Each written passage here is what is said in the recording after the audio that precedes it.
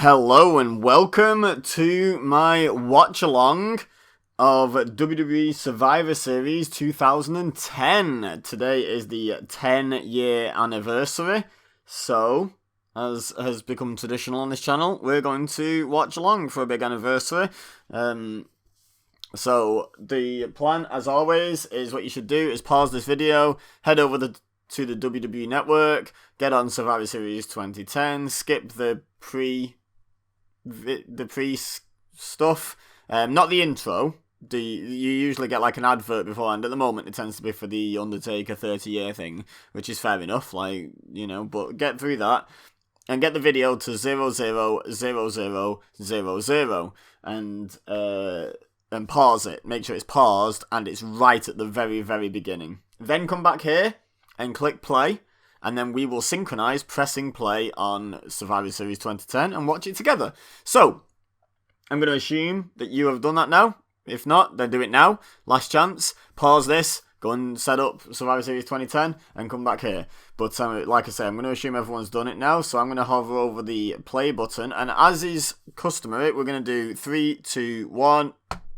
But that tap will actually be me clicking the button, and that's when you click the button, and then I will usually count up as long as the timeline stays on the screen to let you guys know if you are in fact in sync or not. And if you are, then brilliant. If not, then you can just rewind 10 seconds and give it another go. So, without further ado, let's get this show on the road. 3, 2, 1. 1, 2, 3, 4, 5. Survival. I actually did that in time, so there you go. There's a good reference point. I'd love to have that epic deep voice. Was that Drew McIntyre? Nice.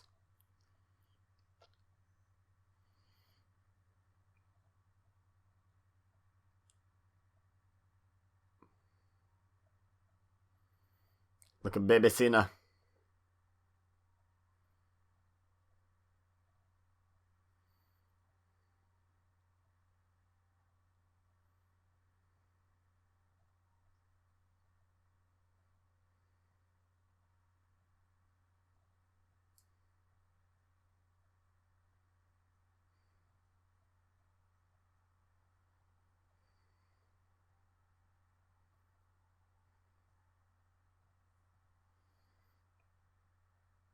Right?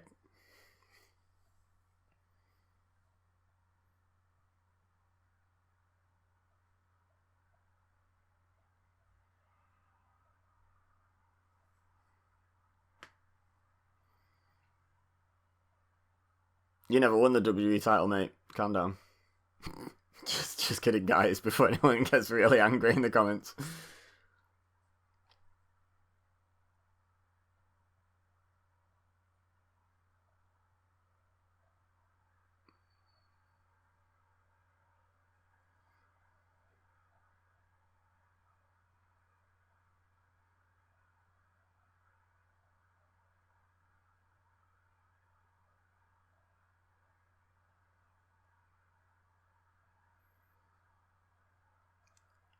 Spoiler alert. It's a good story, actually. I know people like hated how buried the Nexus got, and I agree with that. But just within a vacuum, this is an interesting setup and an interesting story leading into a match. It's funny that the main star of the entire show is the referee in the main event, though.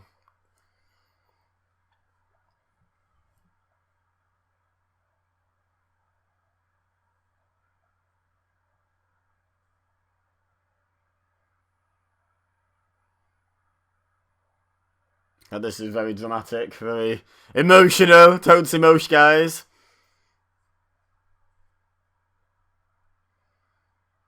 Can we crack on with the show now? Lovely. Look at the old Scratch logo.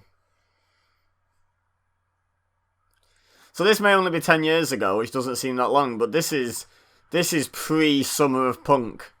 Just to put it in perspective, how much has changed in the last 10 years. This was before the pipe bomb.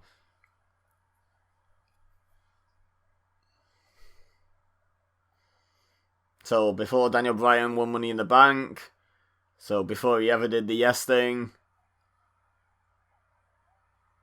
Crazy.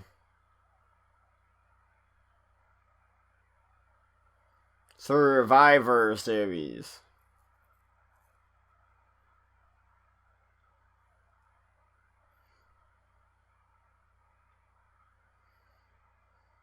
That's the main story. A lot of Nexus fans in the audience. I liked the Nexus. I have a Nexus shirt and an armband and a hat.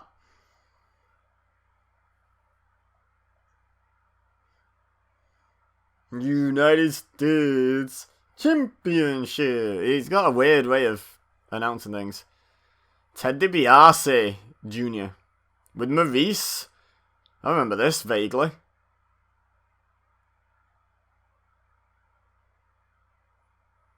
Eyes up here, love, she's saying there.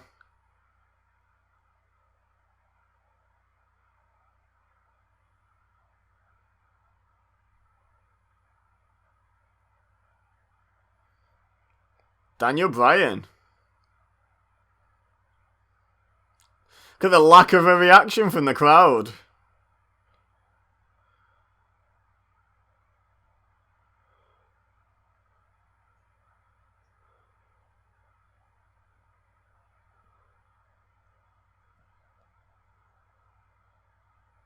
Peak Maurice. Good grief.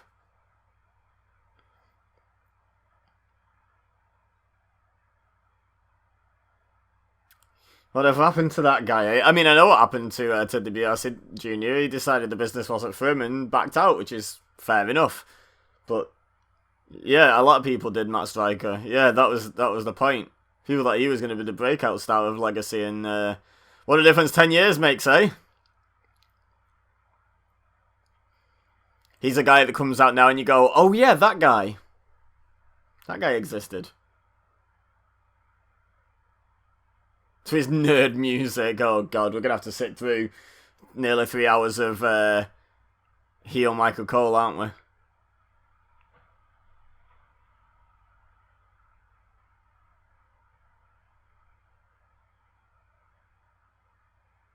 Alright, Michael Cole, calm down.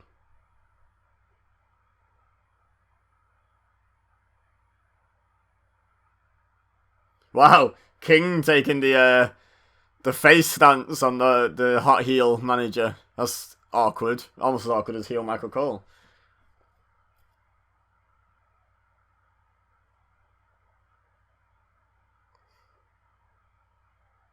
He still does.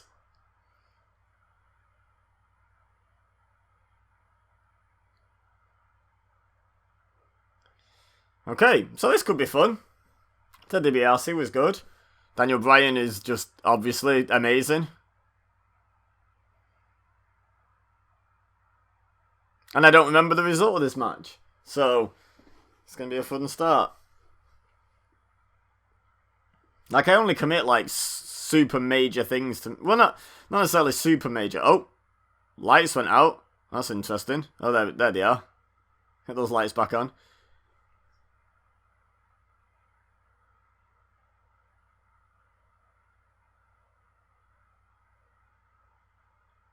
Just keeps flirting with me.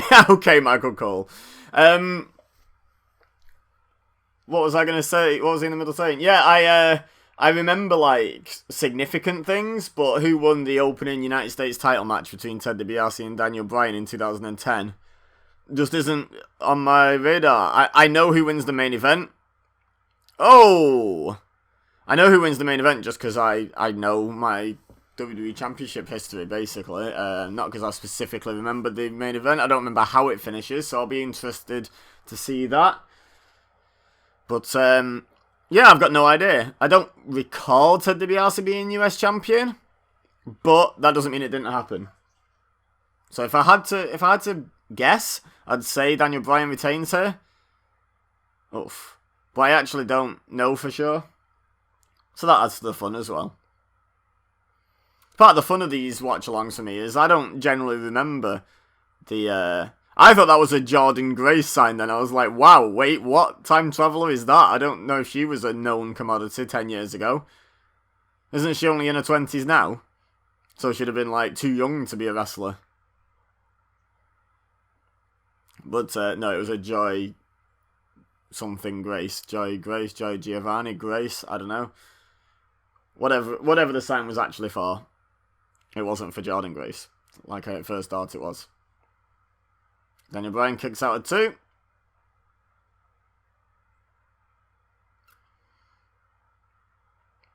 So yeah, part of the fun of these watch-alongs and going back is being kind of blind to the results. Just like watching Survivor Series 2020, I'll not know what's coming results-wise. I can only make my predictions. For the most part, on this show, I don't think I'll know either. Nice leg sweep.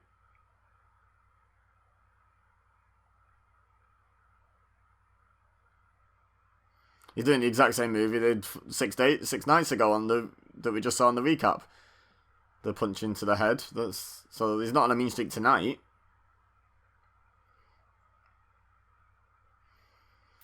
So I know the reason why I think he might lose here is I know Ted Dibiase Jr. did end up using the $1 Million Championship, but they're talking about how he rejected it from Ted DiBiase Sr. He wants to earn a championship, which is super heelish, obviously. Rejecting a hand-me-down and trying to earn something the honest way. That's super heelish, of course. But yeah, I feel like he might lose here, and if not immediately after this show, maybe after another attempt or two, he'll then be like, no, I'm just gonna have the $1 Million Championship because I can't win a real one. Oh yeah, Maryse on the outside, Miz's wife nowadays. I don't even know if they were together at this point, but and then Miz's coachee on the original NXT. Which I realised, by the way, started in 2010, so I probably missed the opportunity to do a 10-year watch-along of the original episode of NXT. Shall we see when it started? Just while this match goes on. WWE NXT first episode. Yeah, February 23rd, 2010. So, well missed it. Maybe in 5 more years. Well, 4.5 more years, we'll do it.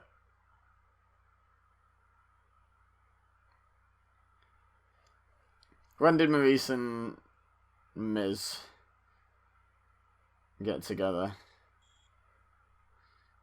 Oh, there's his backflip. He's been doing that all this time, has he?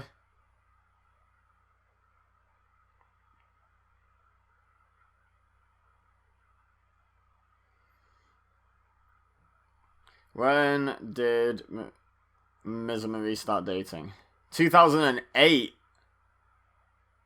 Wow. Okay, so they've been dating a couple of years at this point. Wild.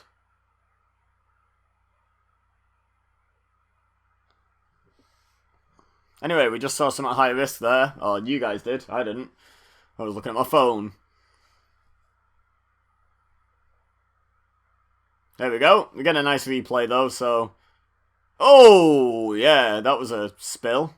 There we go, let's watch the actual landing. Oh, yeah, that could have been alright, and he's sold it well, or that could have been a legit injury, because, yeah, you don't want to be going into something shoulder first with that sort of force. Oh, nice missile dropkick. Fans getting into this. Like, really getting into this. More so than I imagined they would, especially considering the silent reaction they seem to give Ted DiBiase for the attack on Raw.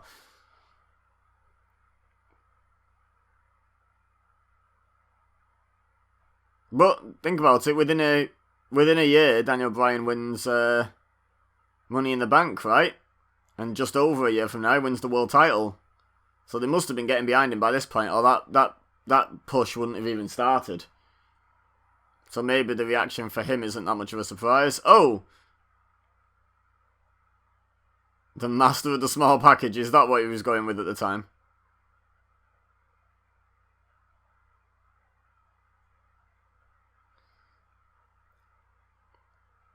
Oh! Nice.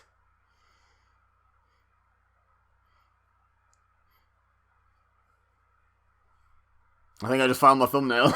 That'll get me some views. But no, honestly, it'll probably be something to do with the main event. Let's be honest.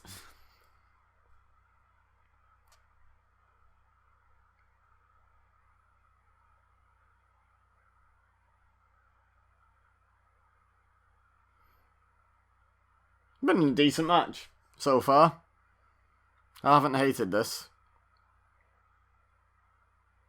Don't know what Dibiase thinks he's doing now, but Bryan's hooked the leg. Rolls through. Oh, it was almost the Bret Austin finish from Survivor Series. Oh, sit down spinebuster. Very nice.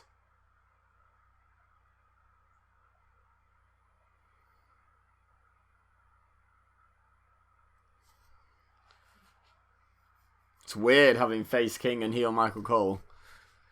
I don't miss either of these, really. I know King is still sometimes on commentary on, is it Raw? But I'll try and zone it out. There he is again. What's going on with Daniel Bryan's tan there on his leg? Seems to be a bit missing.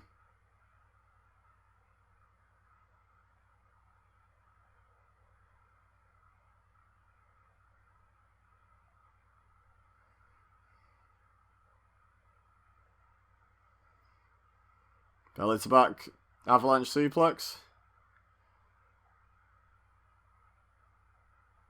Nice.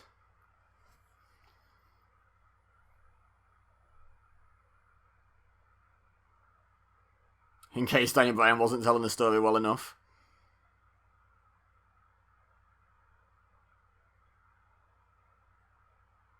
Oh.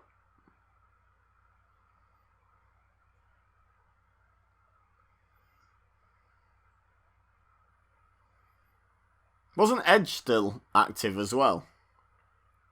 Oh. I'm just thinking of all the things that hadn't even happened. Like, Punk hadn't blown up. I know he'd been World Champion, but he hadn't blown up. Daniel Bryan hadn't blown up. Edge hadn't even retired at this point. Just a crazy difference 10 years makes. And there's the win for Daniel Bryan. Very good.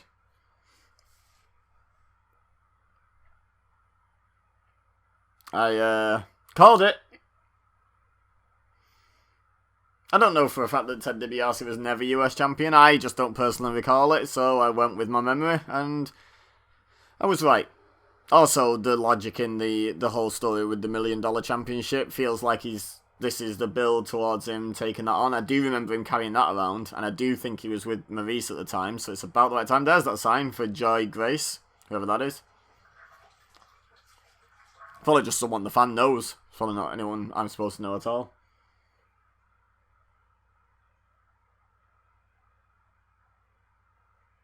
Oh.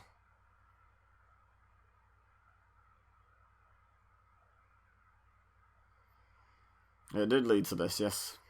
Indirectly. Cool. Okay, not a bad opener. Uh-oh.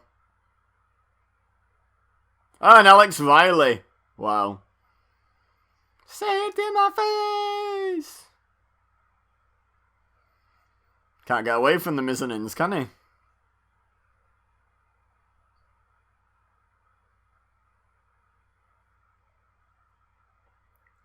That's the money in the bank, the Miz.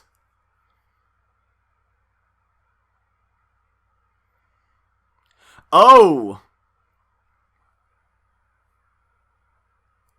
Oh, I remember something about this.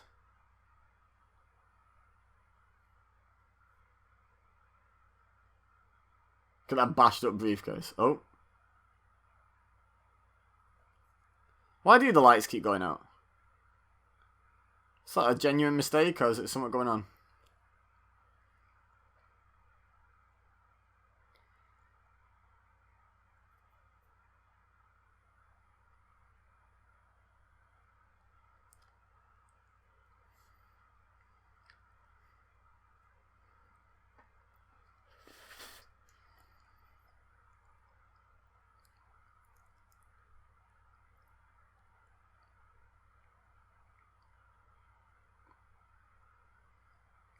So, are the Nexus supposed to be face here? What's going on?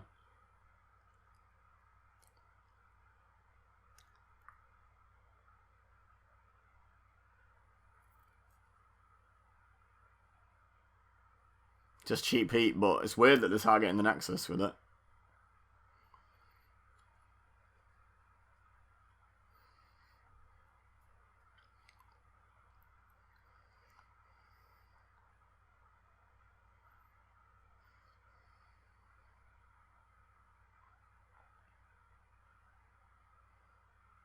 Alright, we get it. Get it. Hometown heat. Good grief. Laying it on thick.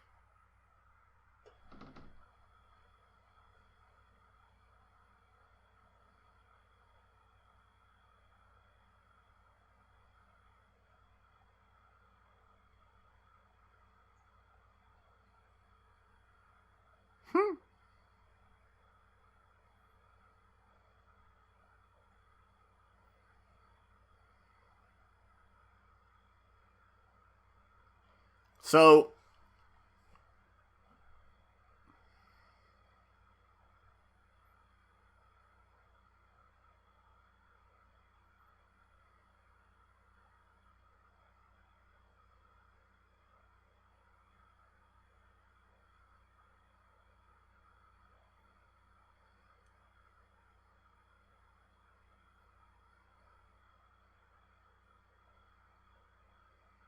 oh my god, this was still a thing.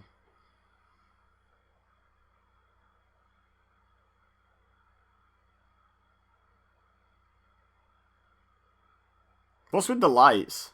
It's happened 3 times now. It feels like it must be on purpose.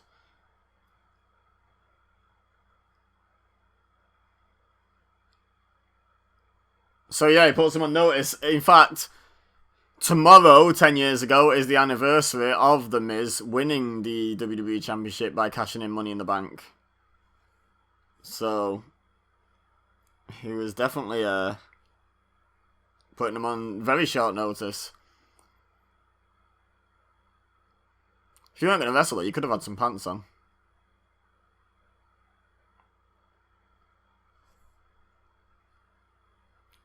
Trying to pull up in my mind what the arena going dark's about, or if it could have been a genuine issue. I don't want to look it up though, because it might spoil something for me.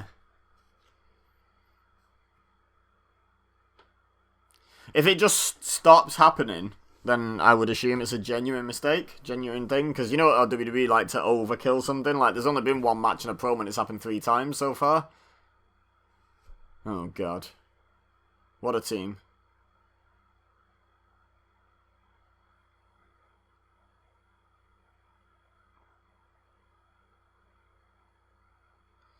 What a feud. Sheamus and Santino. Or was it Joe Moore and Sheamus?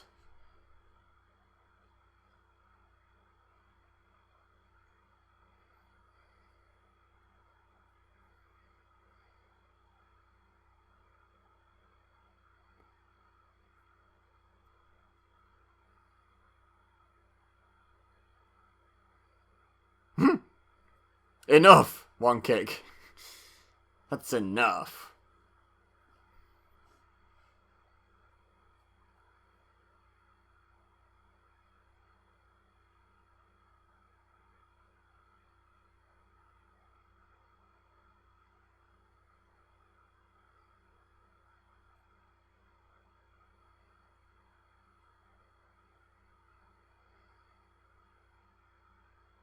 He did win it again, I believe.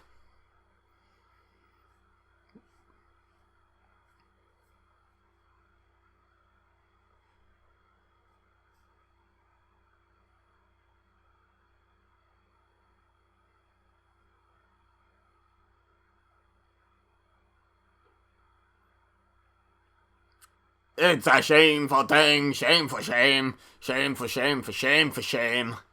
Remember this music.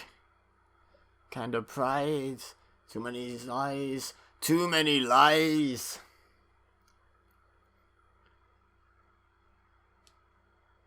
Even in Miami, Sheamus can't get a tan.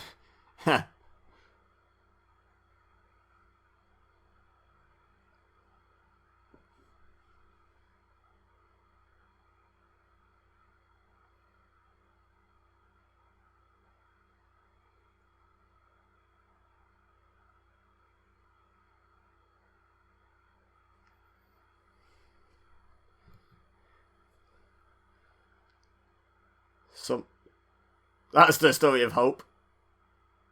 It was Jerry Law.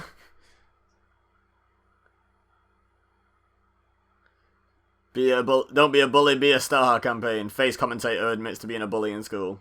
Awesome. Was be a star even a thing back then? I don't know.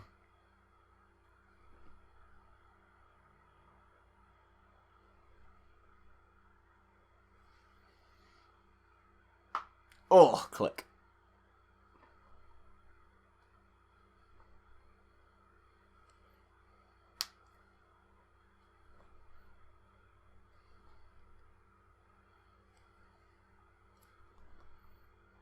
There we go, there's the click I was after. I can carry on with the video.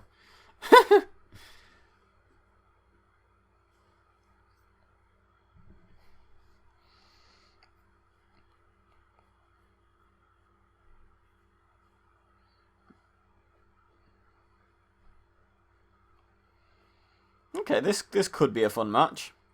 Very green Sheamus at this point, though. Still not been around just over a year. I mean, wrestling elsewhere for longer than that, but...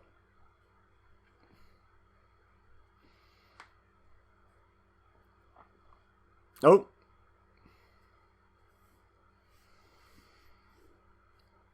Knee to gut. Bounce your head.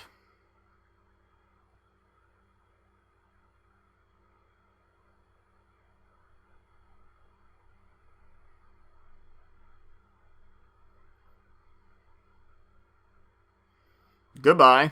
Oh, landing on your knees like that. No, thank you.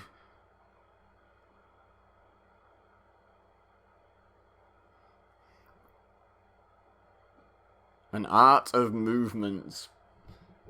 Spoken like a true middle-aged man with no clue what parkour is. I mean, technically correct, but such a generic description tickles me. Can tell Michael Cole was basically told to say parkour a lot, as opposed to actually knowing. There it is again.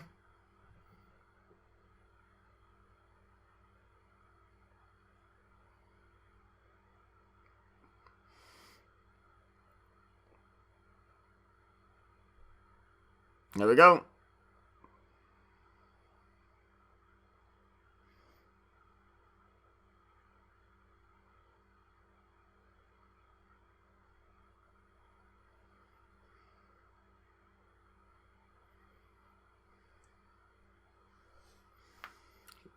He lost the match to Santino. Rip.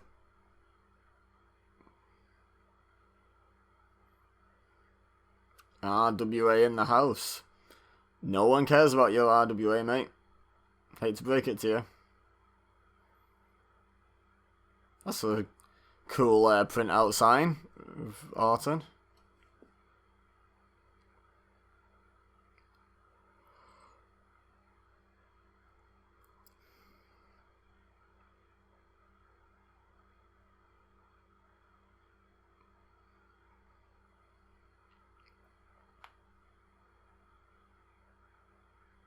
Kick to Ed of Jomo.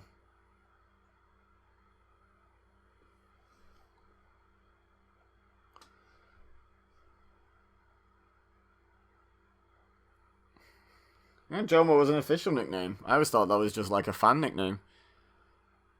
I don't know. I definitely don't know who won this. Probably Sheamus. We had a babyface win in the first match, and the stories about John Morrison keep getting one over on Sheamus and what have you. So probably Sheamus. Unless they were really intent on pushing John Morrison at this point and then lost interest later.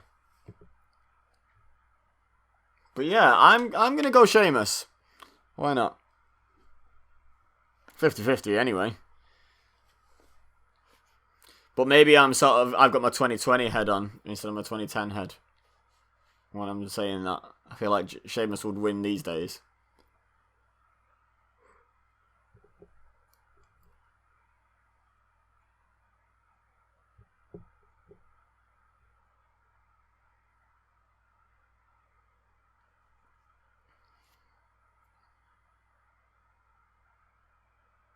No, it's the beats, but not on the apron. Was he doing that yet? Probably not.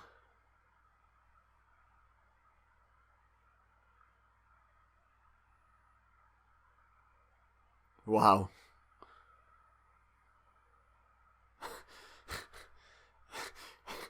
I've got to admit, that was kind of funny.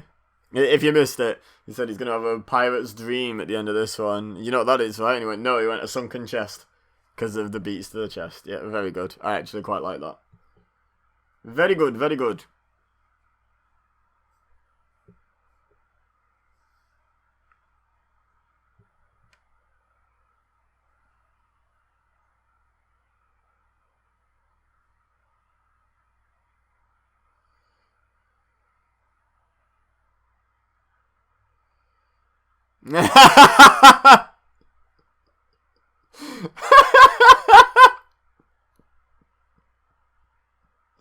Oh, wow.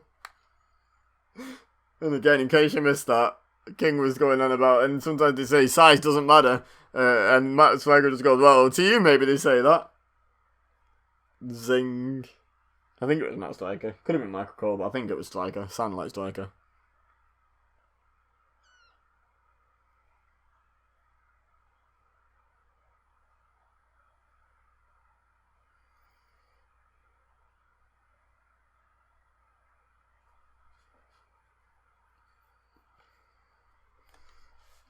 Roly-poly.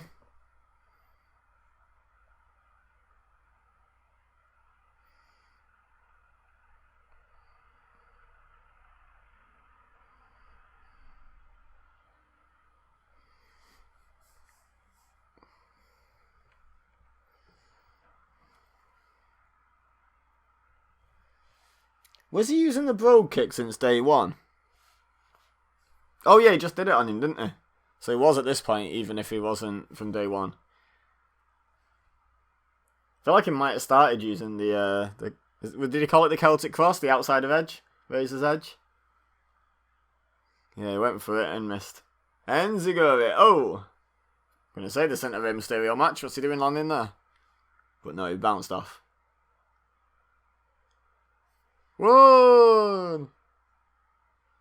Ooh! Swing and a miss. Boing, flip.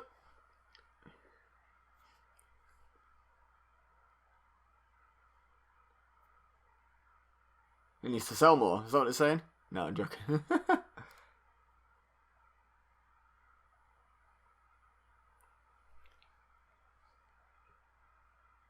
Oh, that looked like a good clothesline.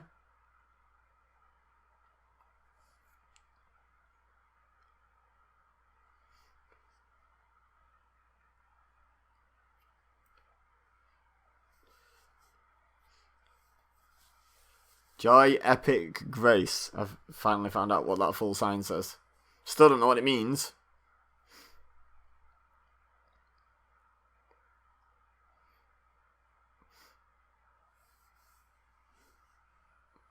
Oh, there's another side to it, I think, there.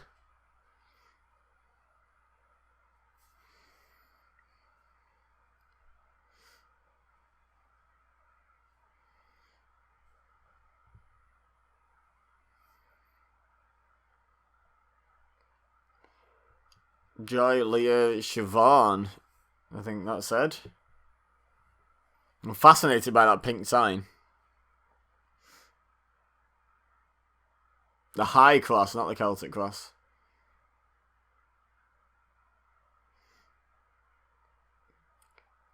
There you go, slingshot. Russian leg sweep. Nope.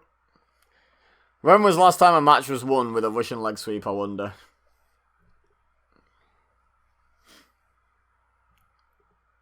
Monday Night Raw.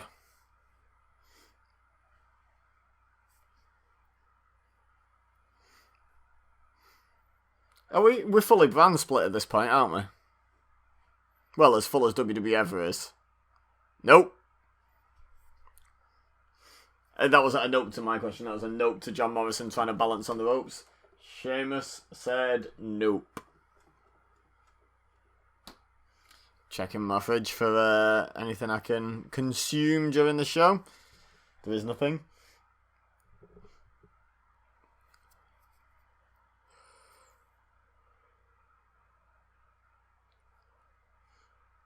You okay there, mate? Oh! Single leg. Reverse Alabama slam.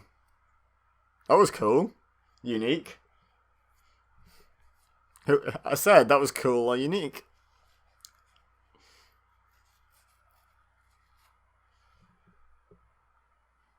Turn your sign around. I want to see the other side again. If Joy and Grace are two separate people, and Joy, whoever, and Siobhan are separate people, then why is Joy getting favoritism being on both sides? That's what I want to know.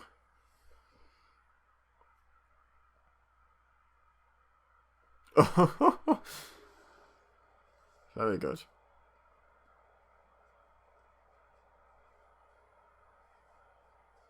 Nope. Kick out of 2. And takes the leg.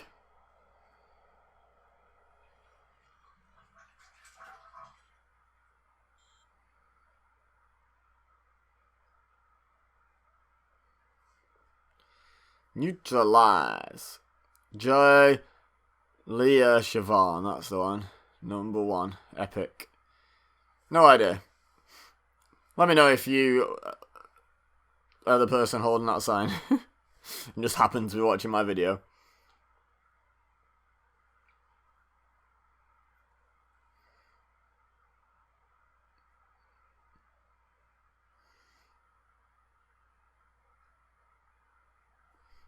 Yep. Starship Pain. Uh-oh. High cross.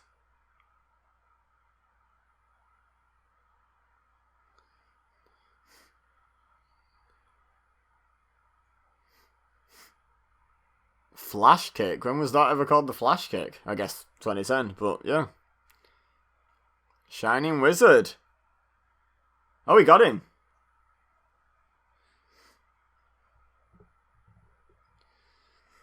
Well. 1 from 2. You must have been keen on pushing John Morrison. Don't worry, it doesn't last. Spoilers.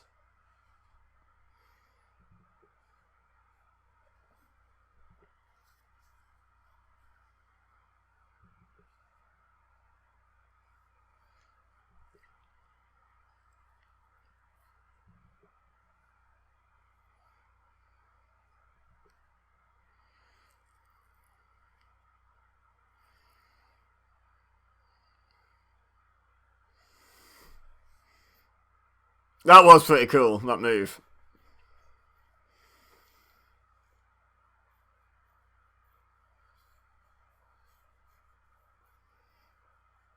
Nope. Hung up. Protecting the bro kick though, no kickouts from it. And the high cross for that matter, I don't think either connected.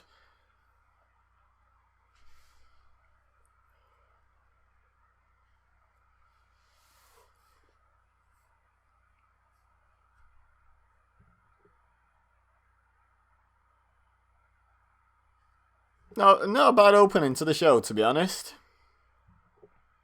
A lot of booking issues in WWE in this era, and maybe even, like, up to today, depending on your opinion on such matters. But in terms of the wrestlers' abilities to put on a show, it's been a good 10 years for WWE. You know, pay-per-views tend to come up good, except for the janky finishes and weird stuff. Like I've seen a gets ready in his gear to change into his referee gear later.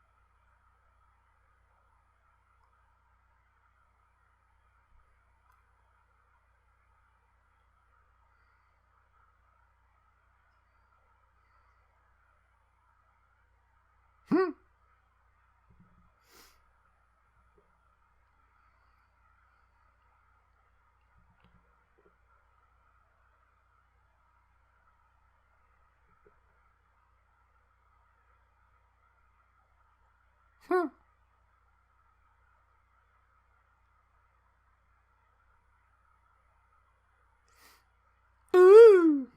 Apparently they're boys. They had quite a good feud next year, 2011. R2's main event heel push that got cut off by CM Punk. So, third match, no Survivor Series matches yet. Oh my god. Forgot that he was ever here.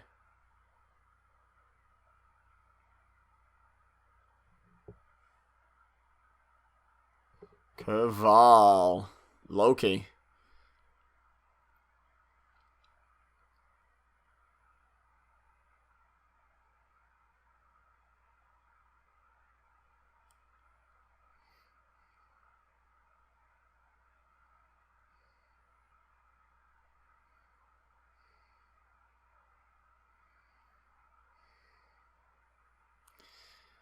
So I'm fairly sure Kaval never held the IC title.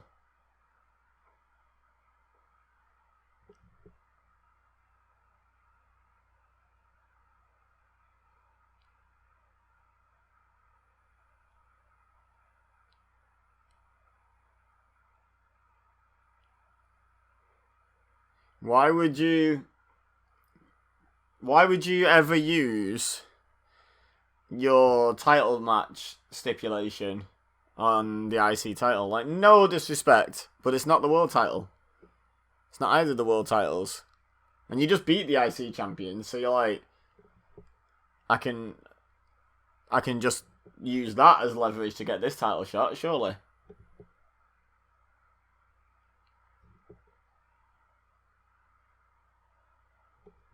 Of course he is.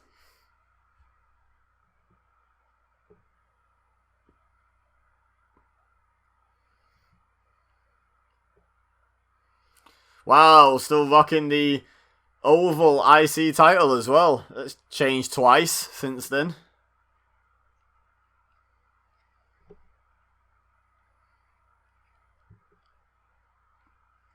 So yeah, all my eggs in the basket of Ziggler wins this one. All my confidence points, as Stephen Larson would say.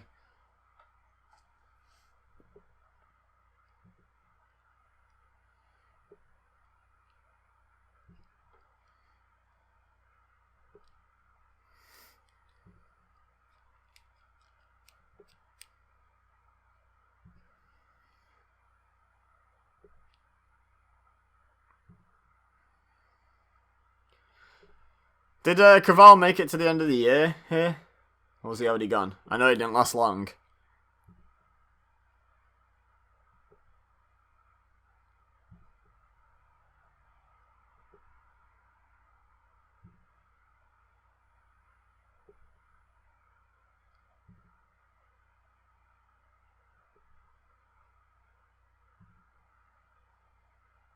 Wow.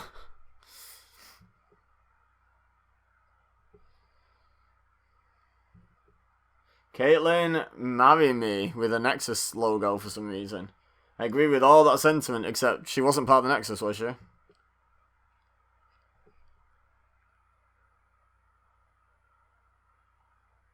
Onk, onk. I agree with that one. Great sentiment for a sign. Onk, onk. I'm hoping I'm not, like, condoning something actually offensive. I've just seen that with no context whatsoever. Just sounds like a strange, random noise to me. So I condone it until someone tells me in the comments that it's something offensive, and then I do not condone it.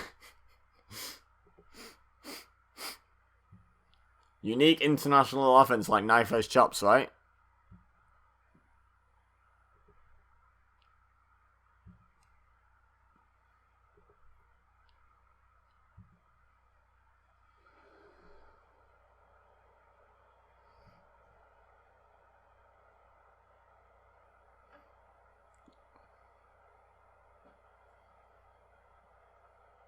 Dominating's a strong word.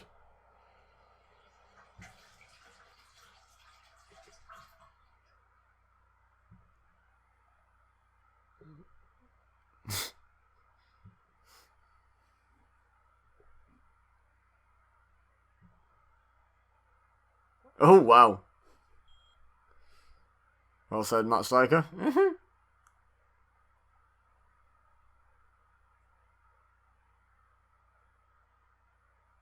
Vicky was a pro.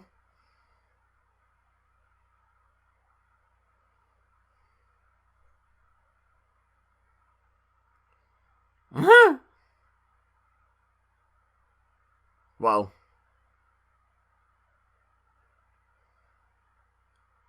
Okay, Michael Cole.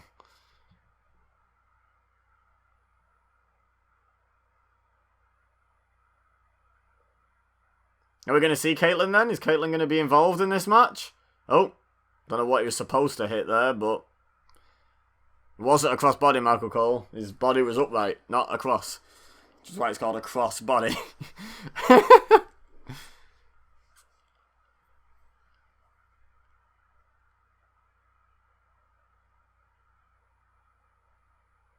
Tamina is Superfly. Thank you for that contribution. She even on the show? Oh, Tamina was around back then, by the way. The guy wants to marry Caitlyn too.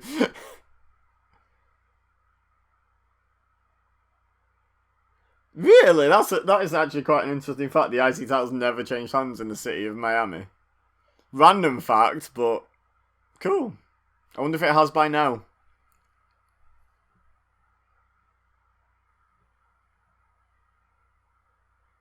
Good grief. Michael Cole is... Heel Michael Cole is like super intolerable.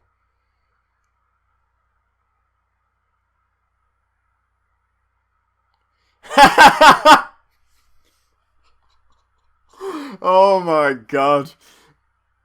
Shouldn't laugh, but they are funny lines. Again, in case you missed it, King just said, there's only one thing wrong with Vicky's face. The fact that it sticks up out of her dress. Oh dear.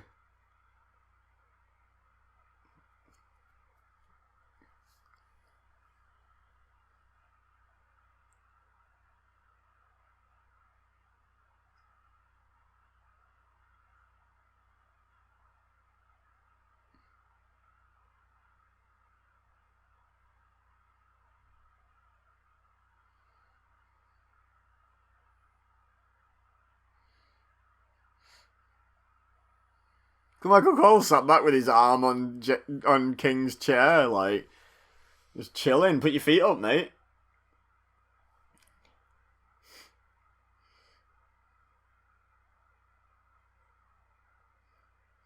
So this was one Dolph Ziggler 2012 in terms of winning Money in the Bank and the world title and what have you.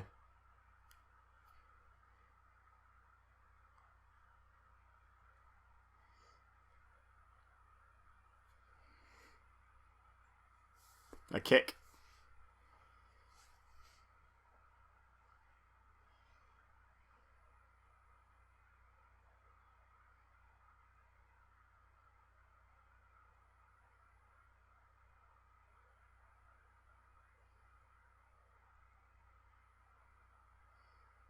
You know, I call myself, look at this, okay.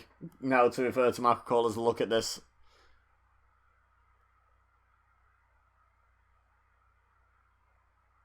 No, they don't.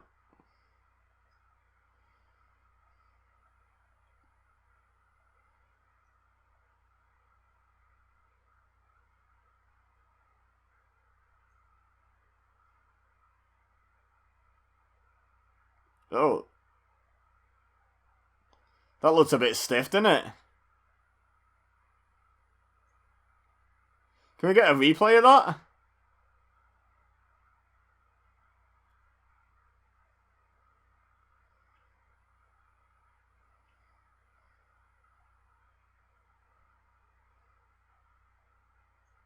Here we go. Oh! Yeah, I think he got him good there.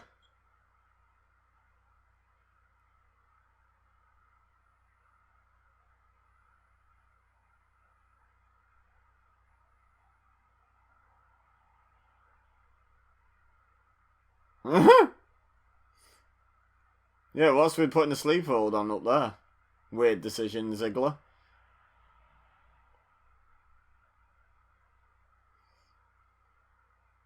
He's like, no, seriously, are you good, mate?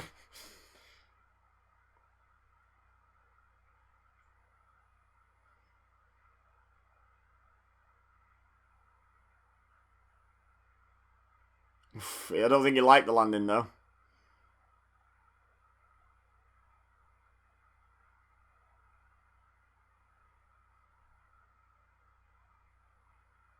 That's not the zigzag. True. Can see yourself corrected there, Michael Cole. That was a famouser.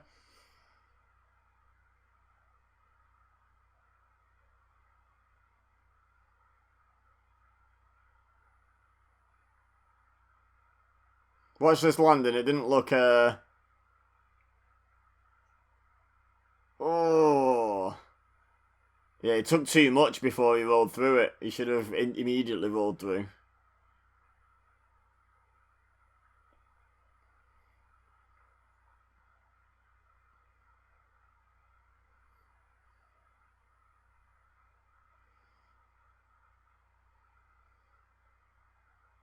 No, it's not.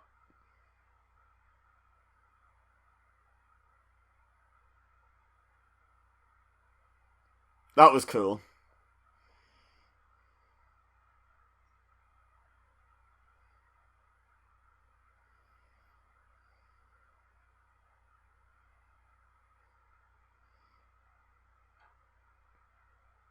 That is pretty impressive, to be fair.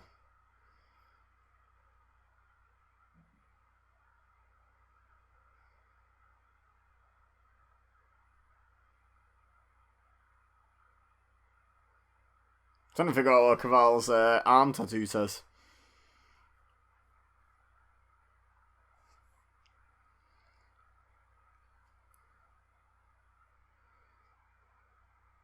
Oh! I mean, it's probably a leg slap, but it sounded good. The timing was right.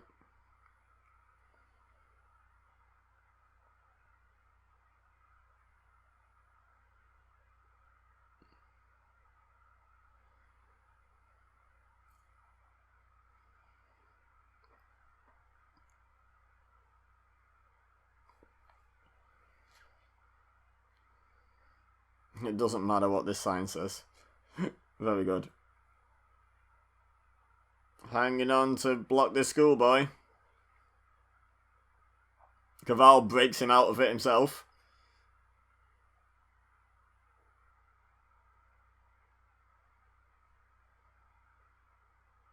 Vicky, you're too far away from the ring mics.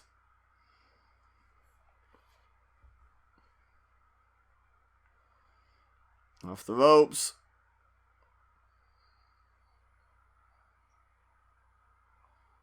Yeah, he got him. There we go. 2 out of 3. It's good enough for Meatloaf. It's good enough for me. Oh, look at the blood coming out the nose. Yeah, you got.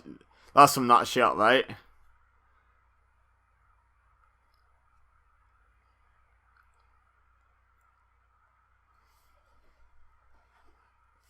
I want to find out now. I want to see if Kaval actually. You tell me. Yes.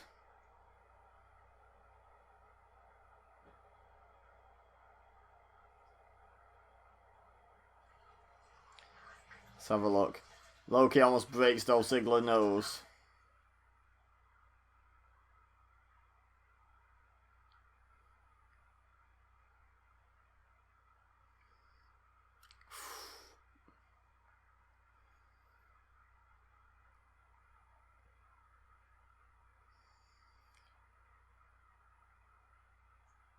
Oh, this was... oh, wow, he got a concussion.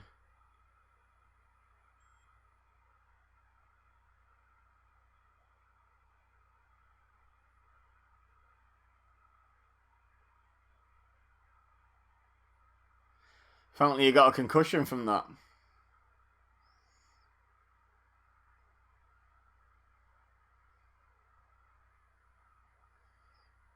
Who?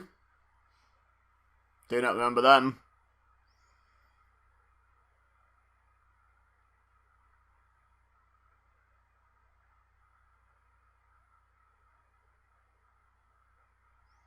Look at that for a Survivor Series match. What a collection of never made it and then some that did. It's sort of like an interesting mix. Ones that never made it, ones that should have made it, ones that shouldn't have that did. Oh, okay.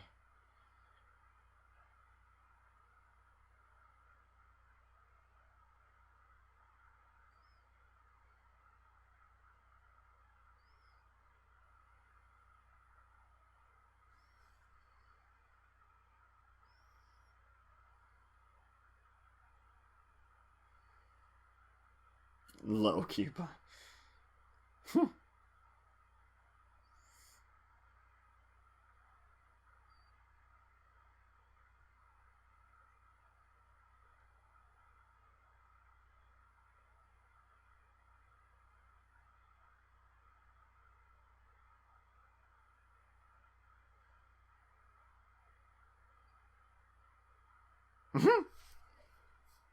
What? What's going on?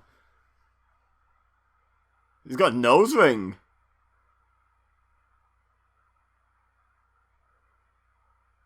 Look at the dreadlock dude. What's his name? Tyler. Tyler Rex.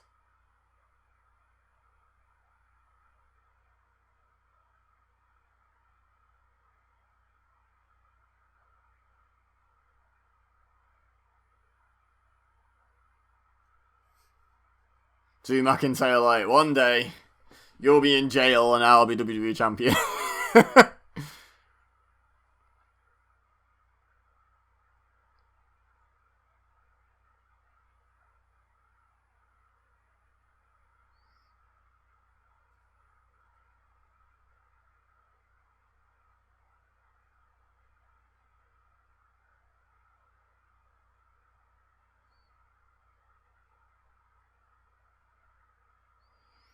So it goes AEW, WWE champion, jail, absolutely no idea in terms of where are they now.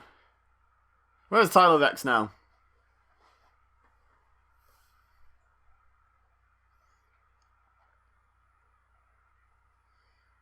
Tyler Rex.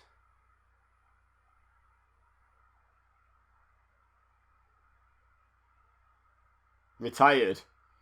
Okay. Where did he go? He was 6'5". Is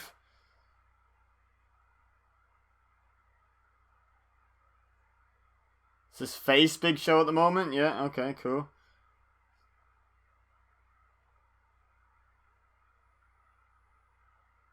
Rex and Hawkins, I vaguely remember that.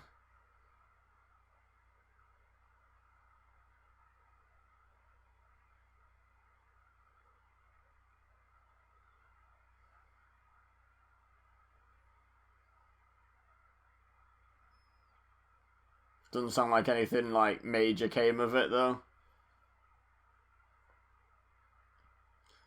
Rex and Hawkins lost to Ryback at 2012's Money in the Bank.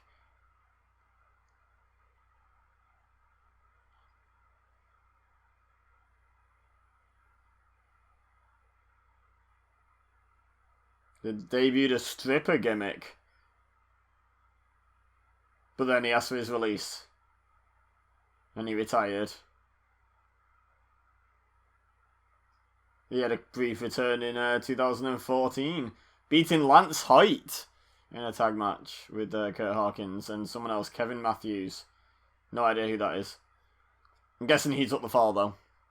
Kofi! Still Jamaican. Jamaican McCrazy. Already dropped the accent by now. He might have dropped it actually. Was it 2009 he dropped the accent? But he still got the music. Interesting. Oh. This is different music.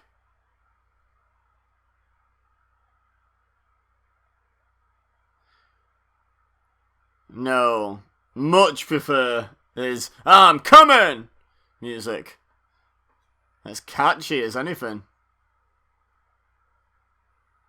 This is the face team. Chris Masters, MVP, and Big Show. Arguably all better as heels.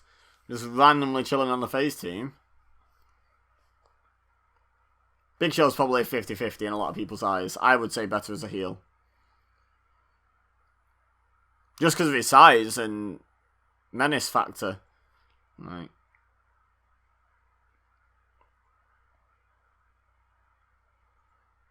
I'd always rather have the heel be bigger than the face.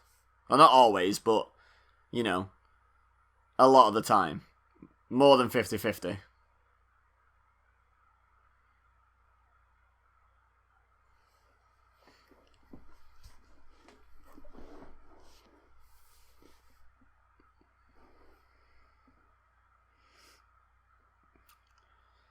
So, Ray went on to be WWE champion for like less than 3 hours.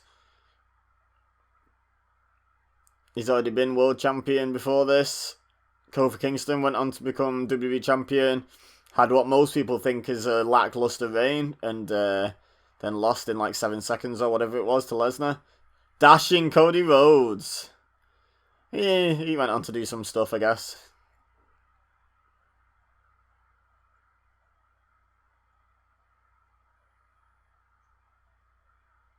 I like this. This is cool. The mirror actually works.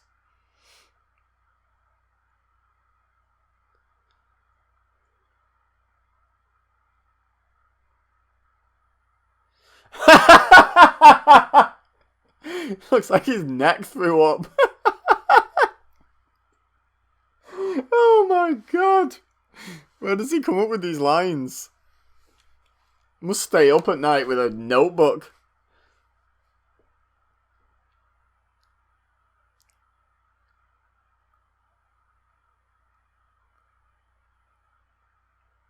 Oh yes, Broken Dreams. What a tune. What is yours now is mine. Love it. I don't think it'd suit current Drew McIntyre. But what a tune.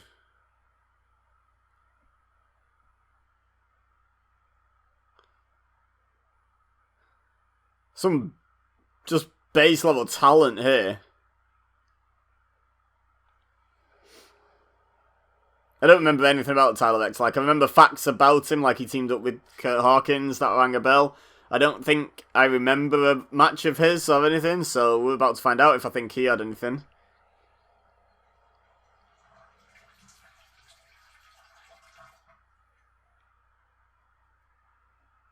Oh, he's still doing the Ricardo Rodriguez thing.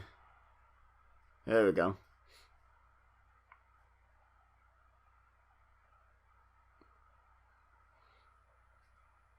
The only good thing about Del Rio was Rodriguez, excuse me.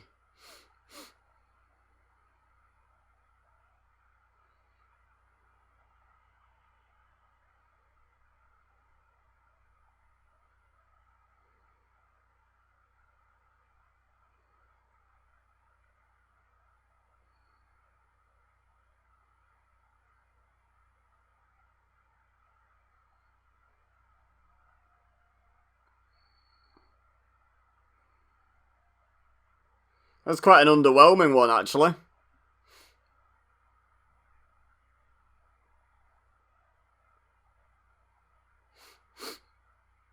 Alberto Del Loser. Oh, got him! Such a heel. Such a heel. Good for him.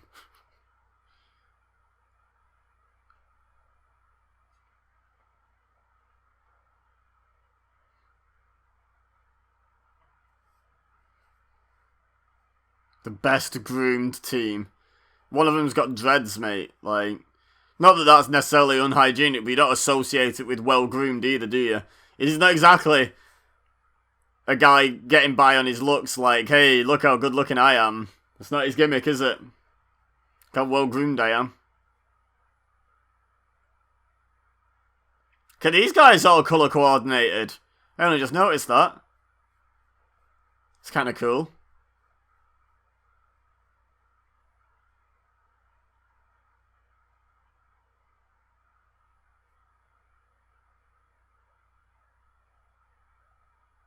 Oh, they're chanting for MVP. Okay, cool.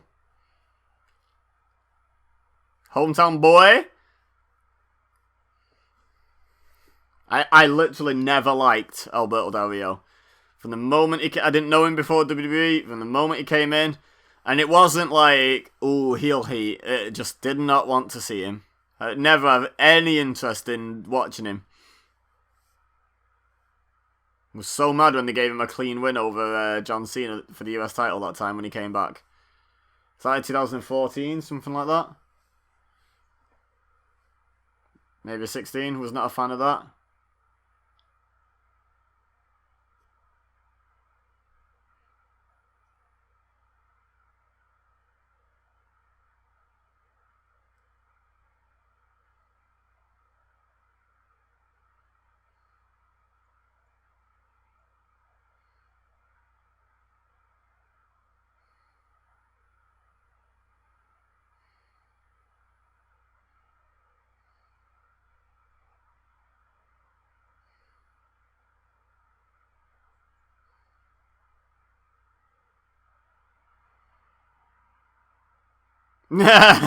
Wow, when Jerry Lawler's the one keeping you on track. Oh, there's the Beautiful Disaster. Was it still called the Beautiful Disaster at this point? They dropped that bit too quick, but while he was dashing Cody Rhodes, I imagine it was still the Beautiful Disaster. Oh.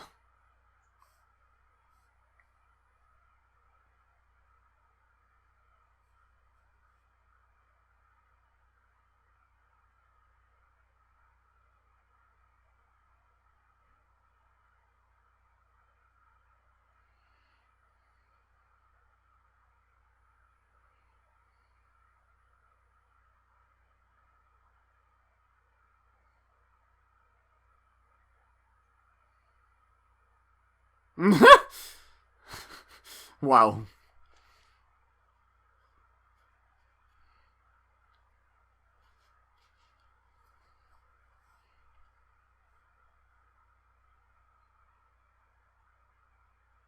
Here we go. This is what I do. I sit on you. Oh. Boot to face.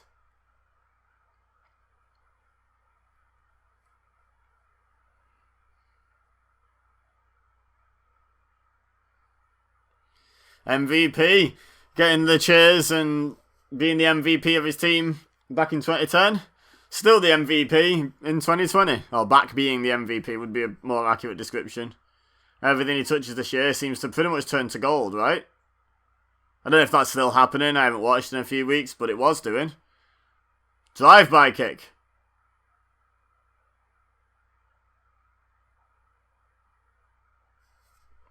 Alberto Del Rio.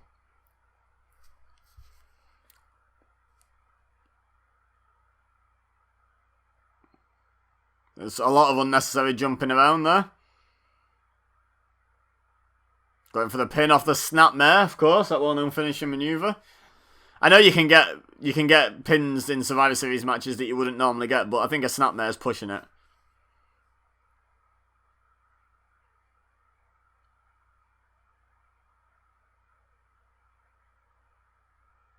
Tyler Vex. There we go. Let's have a look. Good intensity. And then tags out. Okay. I still have no opinion. It's a bit of a short appearance to really form an opinion on. I always liked Drew McIntyre. I always liked him. And believed the hype of the next, the Chosen One stuff, the next big thing kind of stuff.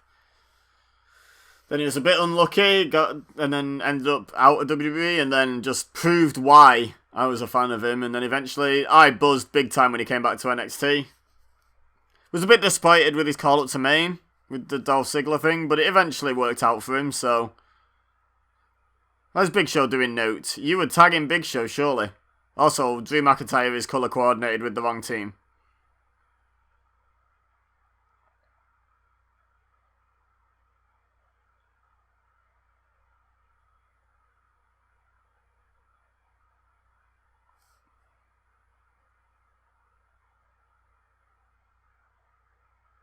That's the loudest bawling ever, I would say. Get out of here.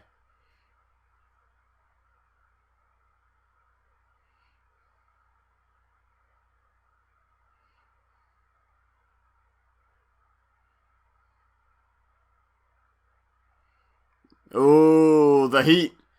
There's your Miami Heat.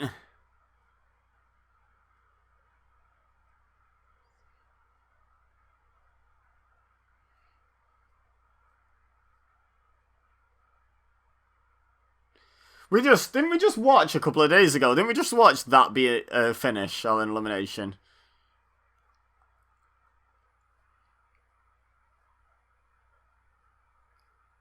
I think it was in the 2000 Survivor Series. I think it might have been the Hardys and Dudleys versus Edge and Christian and Right to Censor match. Maybe. I'm not 100% on which match or even which show. But definitely watched it.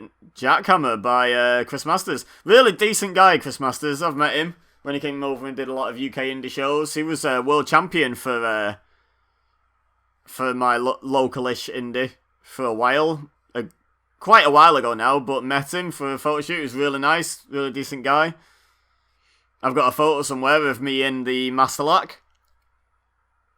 And he just always had a lot of time for each fan and what have you. Real nice guy. Real shame that he didn't make it. Uh-oh.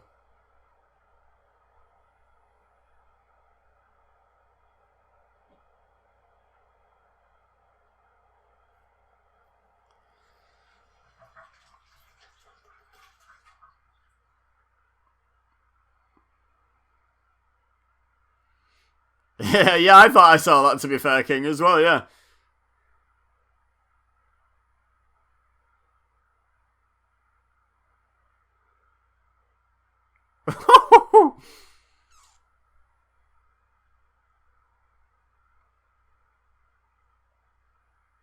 Jack Swagger's already had his world title reign at this point.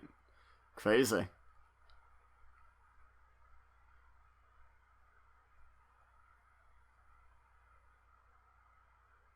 Now, who are you, JR? Del Rio comes in. Oh, well, that wasn't a good move, was it? Have you lost your mind?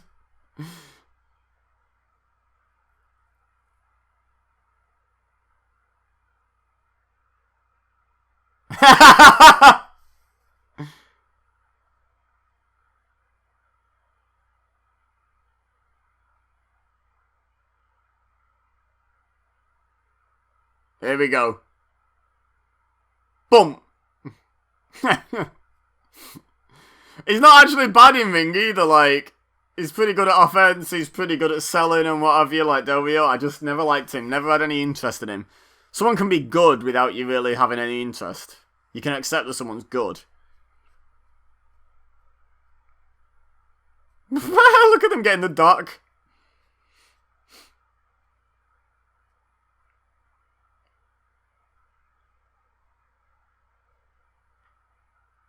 No. Claymore would have been what you wanted to go for there, Drew. Hey, we've seen Drew and Big Show this year. It was broadcast of after Mania, wasn't it? But it was supposedly actually took place at Mania.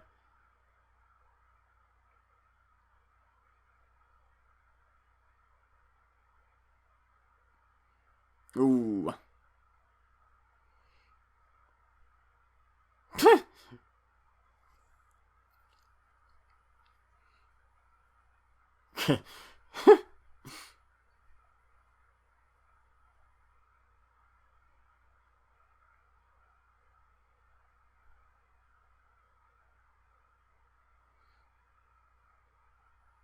Slap.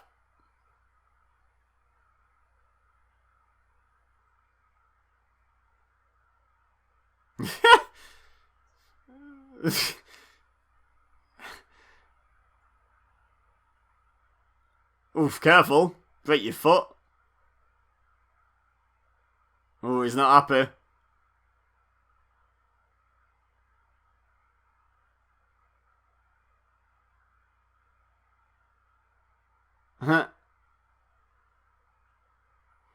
Cody was always a great character player.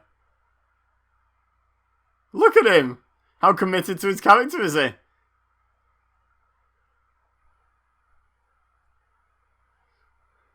He should be disqualified. Uh-oh. Now he's going to get hit in the face. Big Show grabs him by the face. Remember the Cody Big Show feud? That for some reason Big Show won the IC title at Mania?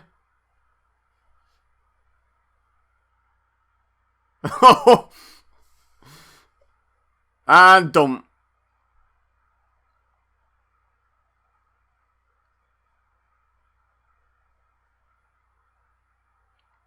Clothesline by Tyler Vex. Nope.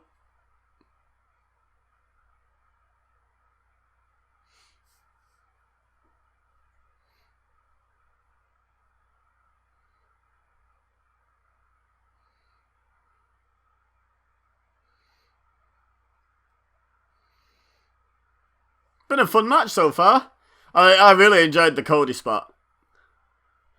He went from that gimmick seamlessly to the undashing gimmick, the grotesque gimmick, if you like, with the mask. Then he came out in the white trunks and brought back the white IC title belt, and all of it was just great. I was a fan at the time.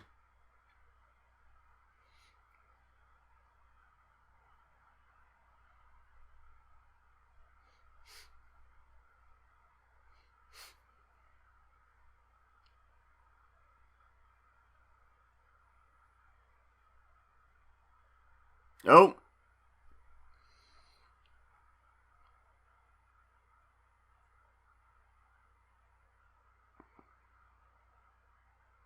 He's got it turned the wrong way, hasn't he? I hate how when they do the ankle lock on the wrong leg, on the right leg, they still twist it the same way. Kurt Angle does it as well. It really irks me. Because it's now a different lock. It's not the same lock applied to the leg, it's literally the opposite lock. It'll hurt in a different way. And I get it plays to their sort of being right-handed, they would apply it the same. But this is Kurt Angle, Jack Swagger we're talking about. Like, both should be capable of mirroring a move. Like, an Olympic gold medalist and this All-American American, like...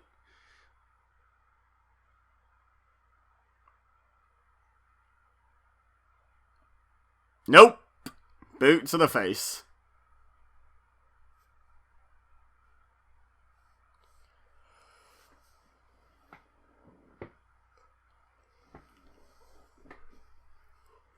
True.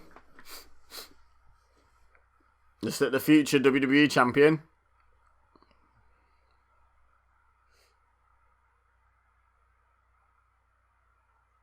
Uh-oh.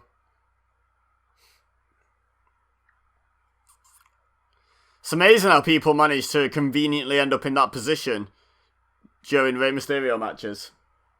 But not really during anyone else's matches. Always tickles me that.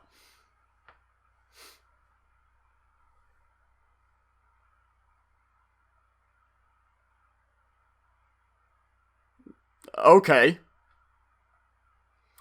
That seems to have knocked Jack Swagger out somehow.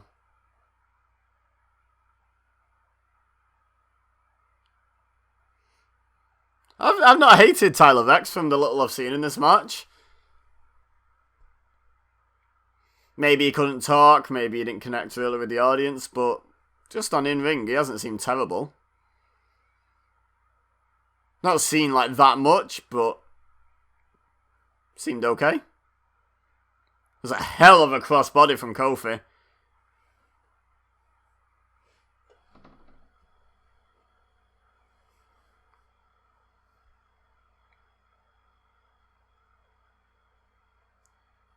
Oh, slightly clunky drop kick there.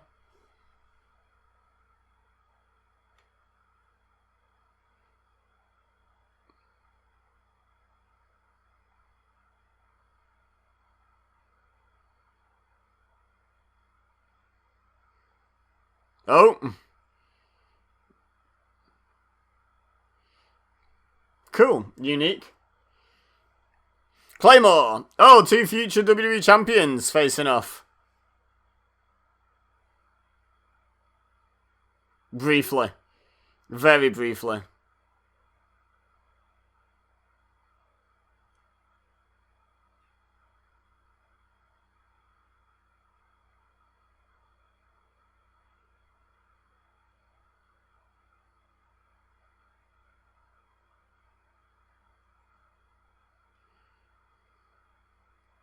Oh yeah, cut wrench powerbomb. Used to be his thing. And again, here we go. On the wrong leg, so turning it the wrong way.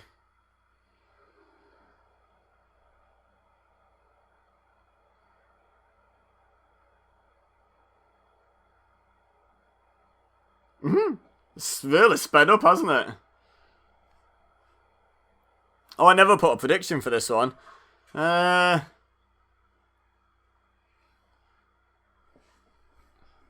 Don't know, there's something suspicious about the Del Rio thing.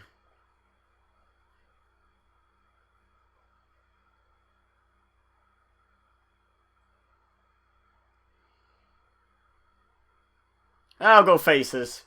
Even though I think maybe the Del Rio thing could come back to bite the faces. Let's go with the faces for now.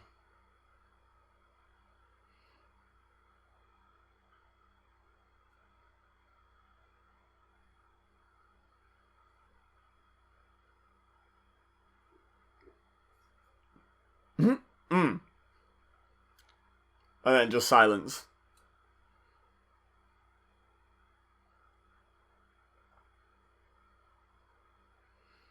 Ray's face he has in his mind, apparently.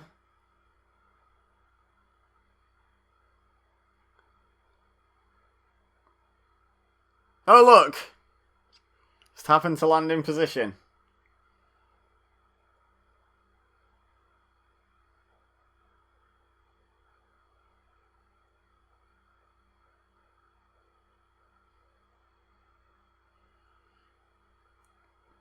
Still got Del Rio, though. Don't get carried away, guys.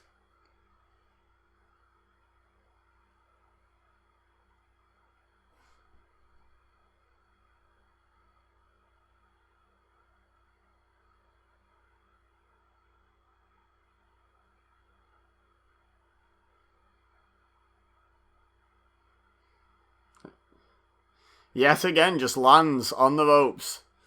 Conveniently. And... oh, okay, I thought he was going to punch him. Woo! Drew went higher than Big Show planned, I think. Is that it? So, Del Rio was actually eliminated by... stoppage, I guess? Well, called it faces. I thought Del Rio would come back out.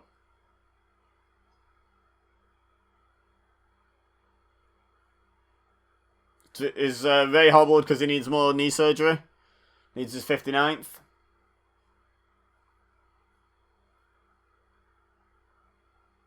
He got some bad knees. As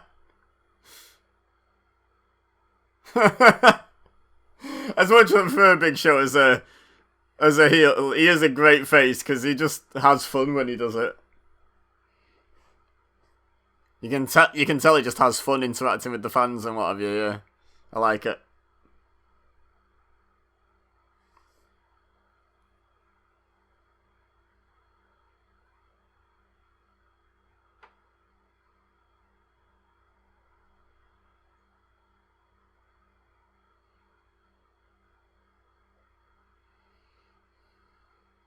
Paw.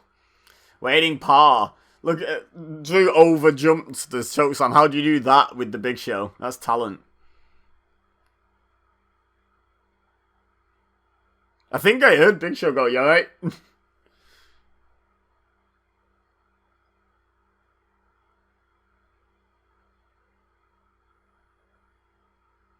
Uh-oh. Look who it is.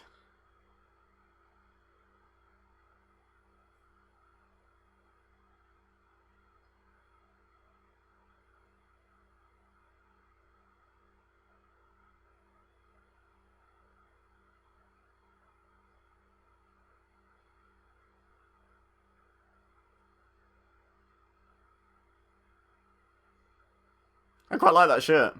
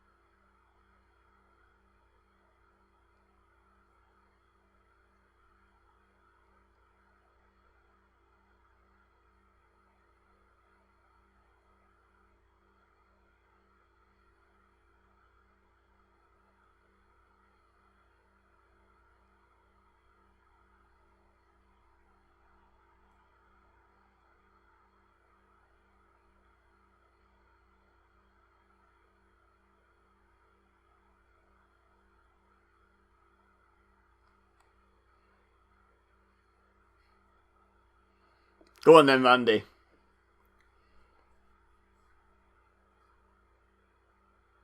Oh. Oh, was this the Lay Cool era? Yep. Look at that. Called it.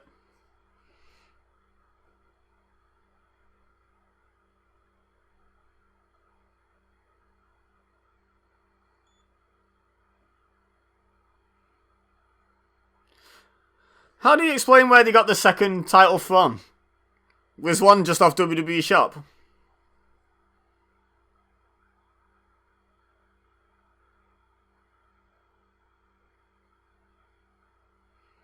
Wait, are they against Natalya?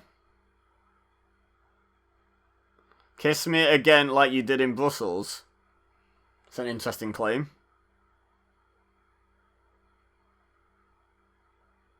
Look at these guys already waiting on the next one. Like, yeah, we don't care about you.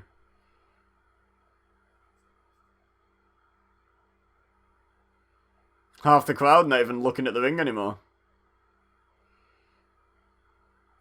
I don't know, at the time, I think I kind of liked these. Like, I liked this gimmick, but watching it back, maybe not as keen, but Natalya, yes.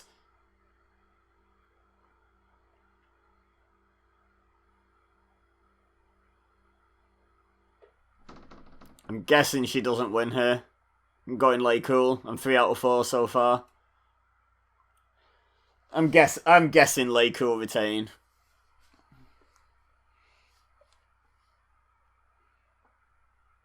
She's not even called Hart. She's called Neidhart.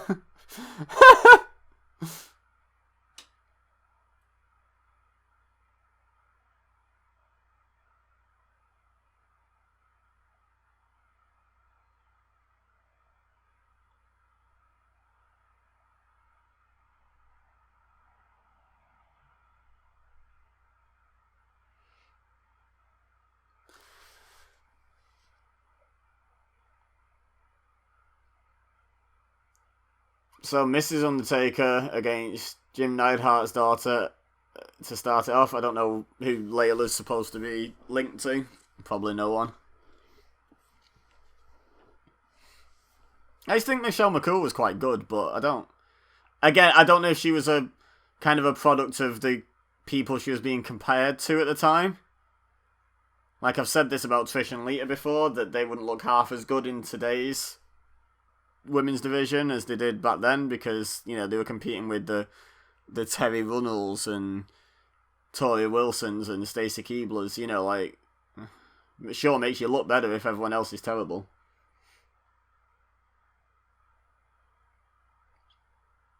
And this still wasn't exactly peak women's division.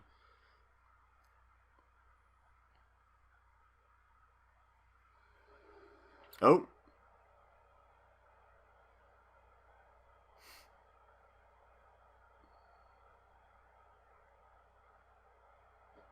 Oh!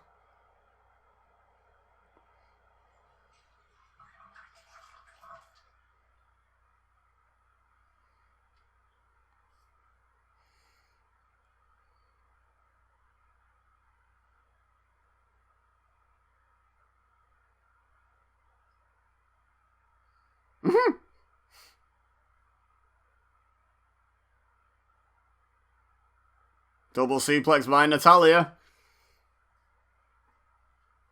I mean, I'm a kind of big, unless there's a story behind it, you know, the tag team aren't getting along or whatever. I'm a big proponent of no one should really be looking at winning handicap matches, so I doubt Natalya wins here. I know WWE break that rule all the time, but they're a cohesive unit, Cool, and Natalya's one person.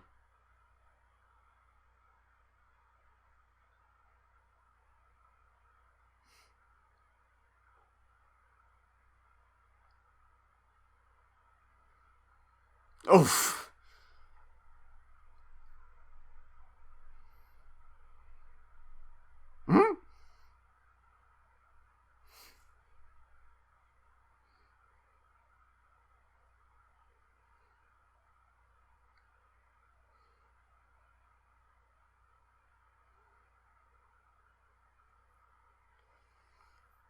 Very astute, Michael Cole. Very astute. It's almost like that's been a rule for like 50 years, at least.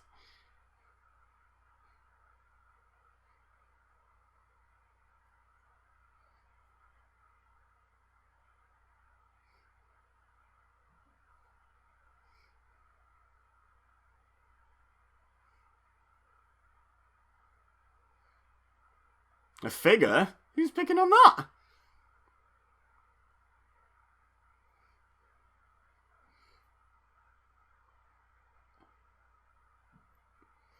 Natty was thick before thick was the cool thing to be.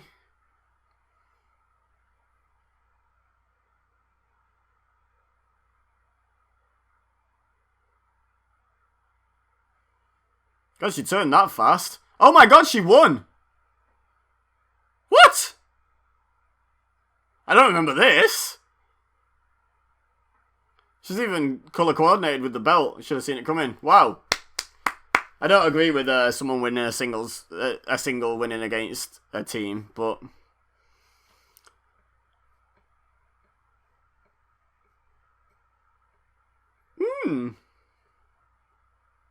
she's like, get that ugly belt away from me. Crying because she has to carry that thing around with her. But no, seriously, I don't remember that being a moment. So kudos, Natalya.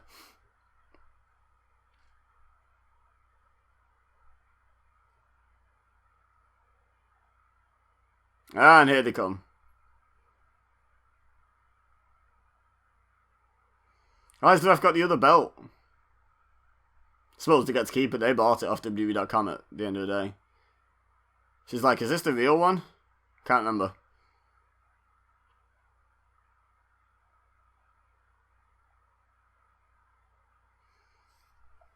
I was gonna say who's gonna save Natalya, and then I was about to say, could it be Beth Phoenix?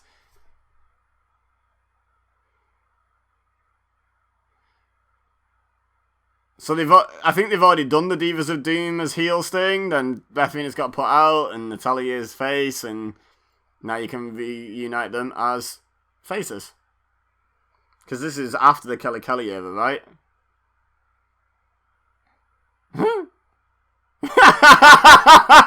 That face! Oh my god. Good bounce as well off Layla there. Good sell.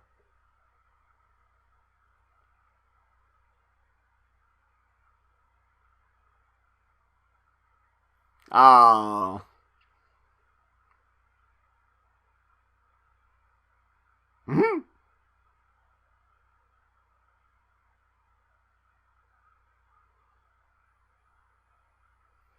Cool. What do you mean the strength? She's only holding up a person on her shoulders. Is it because she got 2 belts? They'd be super heavy, right?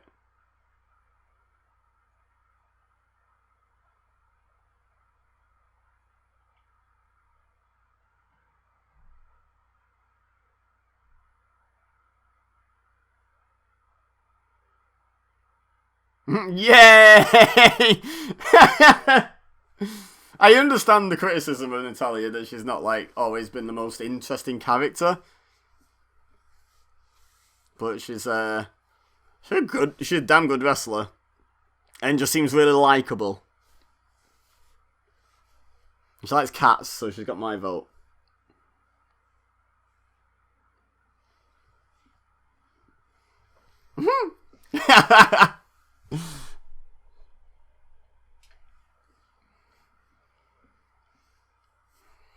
Can't beat a bit of comedic overacting sometimes. It's always good fun. Jim Carrey's sat there listening to my commentary at the moment, agreeing. Nick Cage is there, was sat with him going, why does it have to be comedic?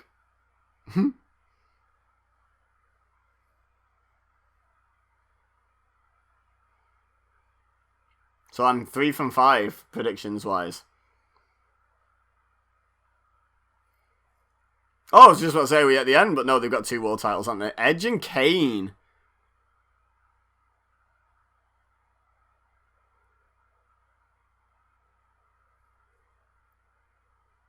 Well, I know Edge ends up with the world title before next year's WrestleMania.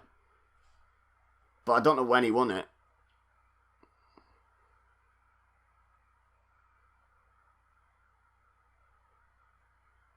Shine a light in Undertaker's eyes.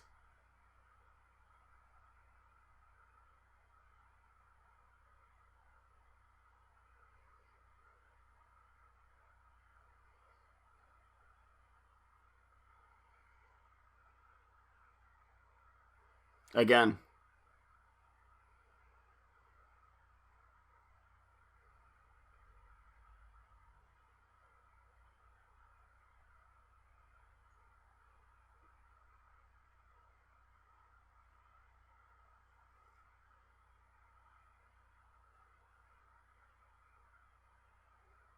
Like this.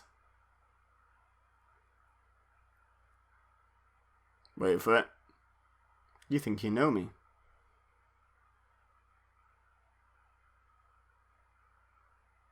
Now's the time for the you think you know me.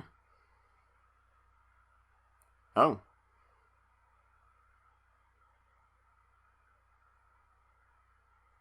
Mm-hmm.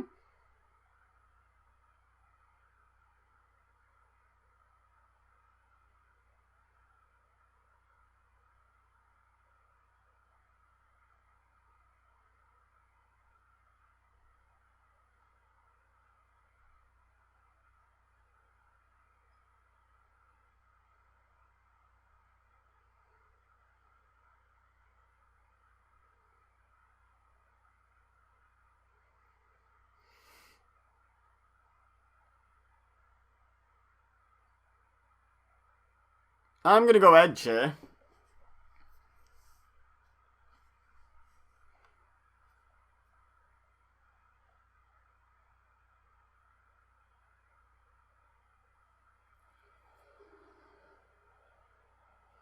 I seem to vaguely remember this feud. Wasn't Paul Bearer killed during it or something?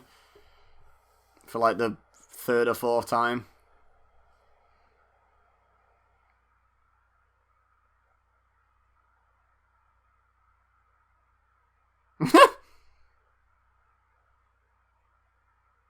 Bouncing a football off his head.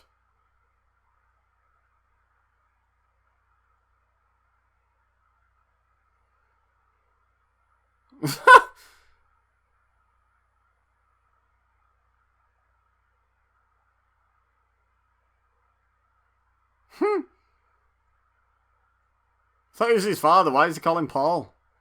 Not Dad.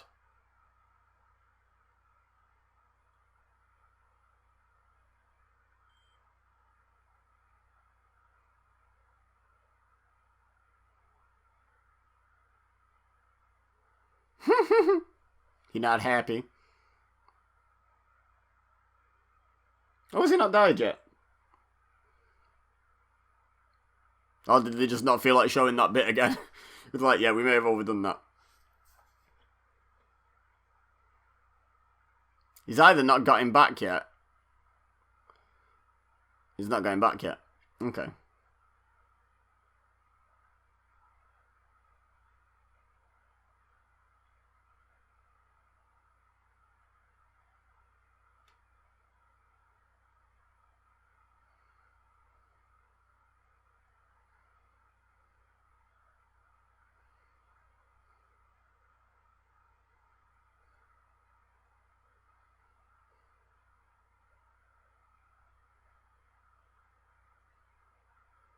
got his wits about him enough to do his trademark taunt in the ring.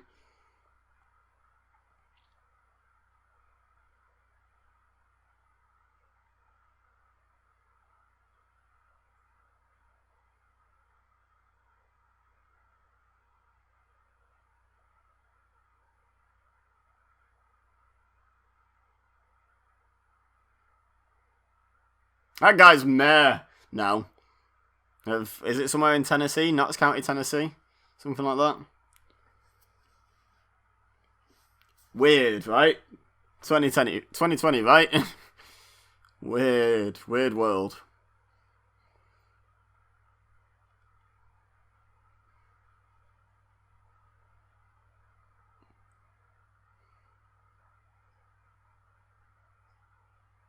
Ooh, I like that gear. That's cool. Black and white gear. Very nice. Superstar.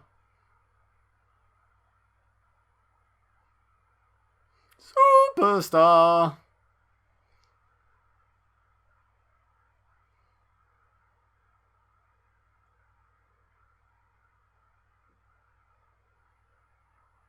Oh god, what are they gonna do?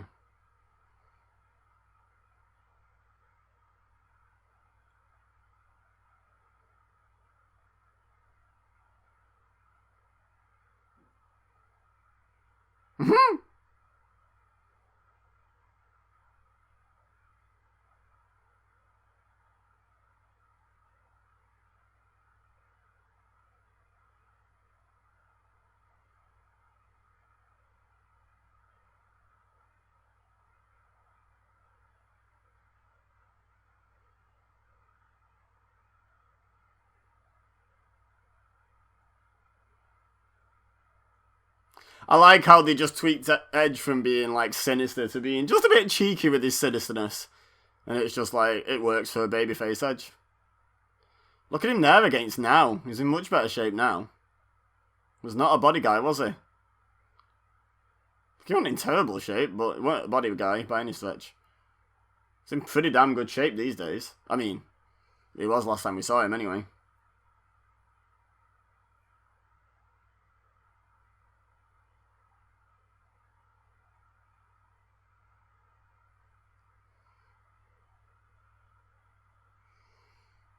So this should be fun. Kane and Edge should be able to put on a good match. Pick an Edge to win. I'm 3 out of 5 at the moment, I think. I feel like I shouldn't predict the main event because I know the result. I'm fairly sure I know the result. I think I should still predict it because there's a... Oh no, it can only be for pinfall and submission, right? So yeah, right, I know the result then. Okay.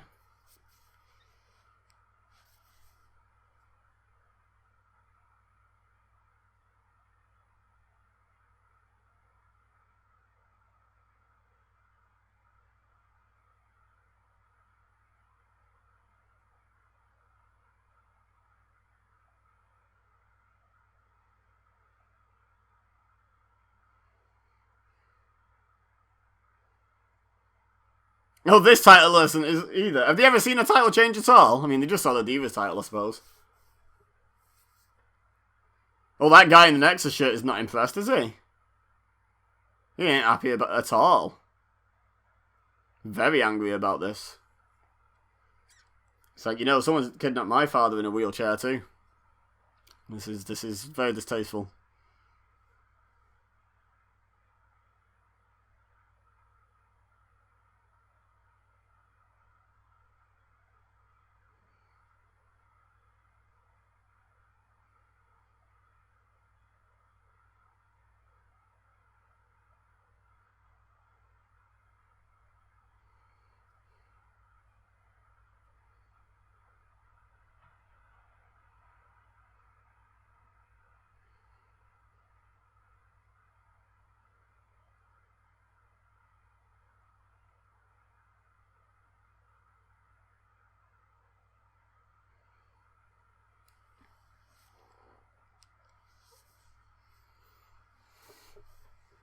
Working the knee, very nice. Wrap it round the ring post.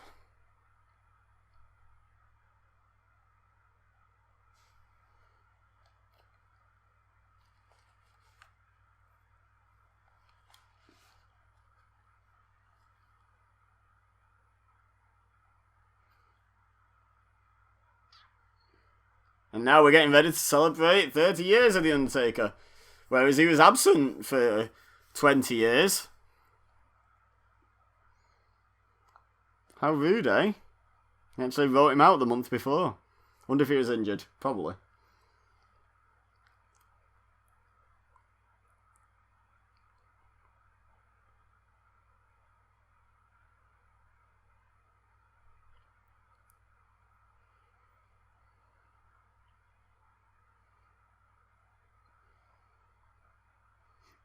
Oh, nice. Hoof.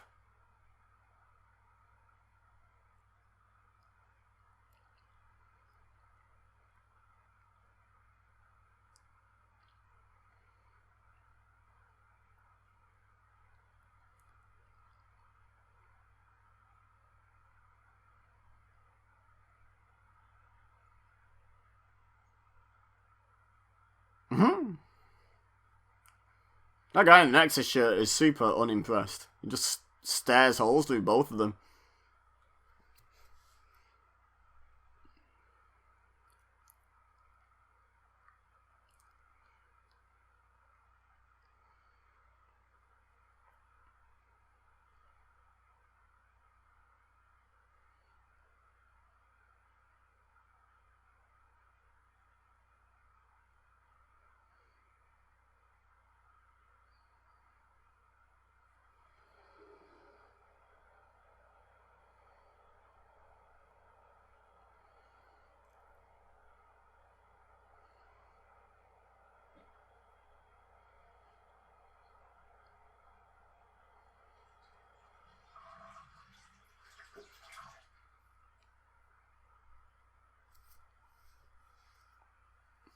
Not a happy boy is what we'd have to deal with then.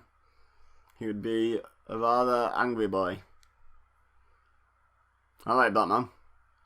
Where is she?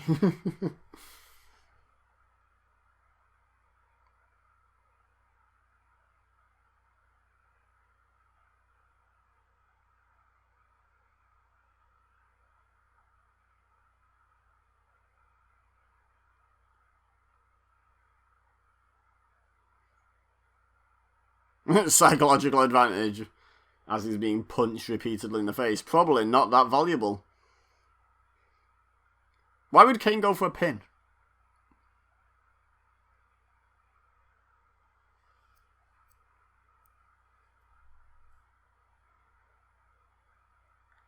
Like, surely you want to keep it going until Edge is so hurt that he tells you where your dad is.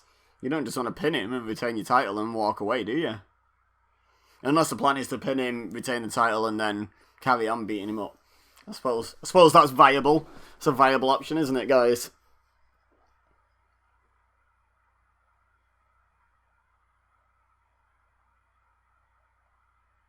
that a "Let's Go Edge" chant? Oh.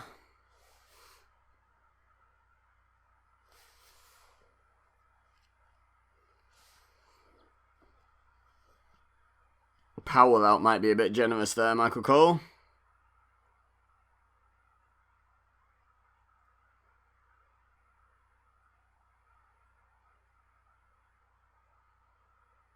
Where is he?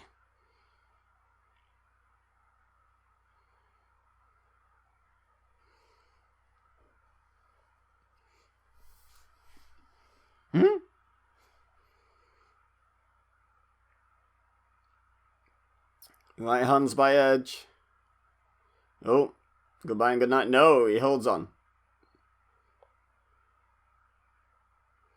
Slam, and welcome to Japan. / Miami. So, does that include, like, the old WCW World Heavyweight title, or is that only since WWE took it over that it never changed hands in Miami? That's a long history if the big gold belt has never changed hands. If it's just the World Heavyweight Championship, then that's only been a thing for like 9 years at this point. So.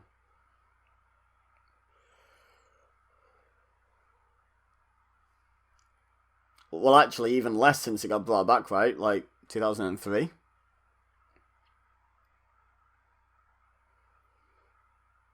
So 7 years.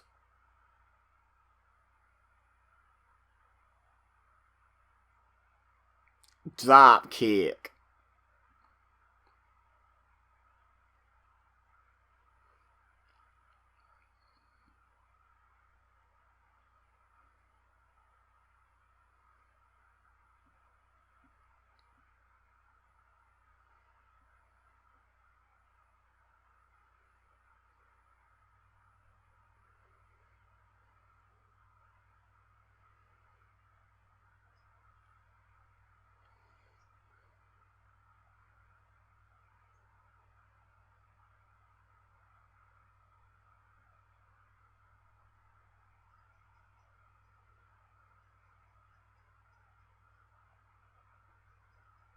Oh, get Rey Mysterio out here. 619. Oh, Vex. I was just saying how no one ends up in that position in any other match. Prove me wrong, WWE. Thanks for that.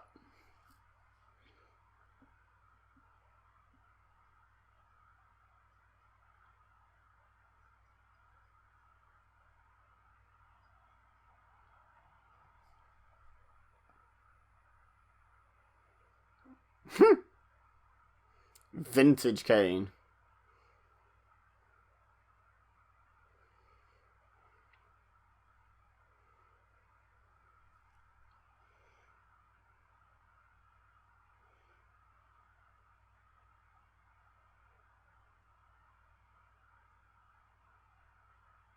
Edge-o-matic.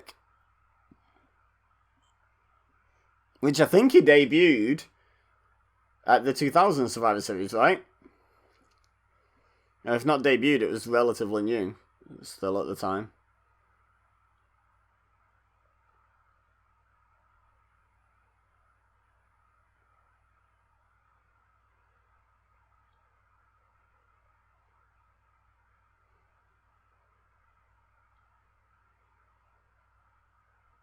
Uh-oh, Kane going back up.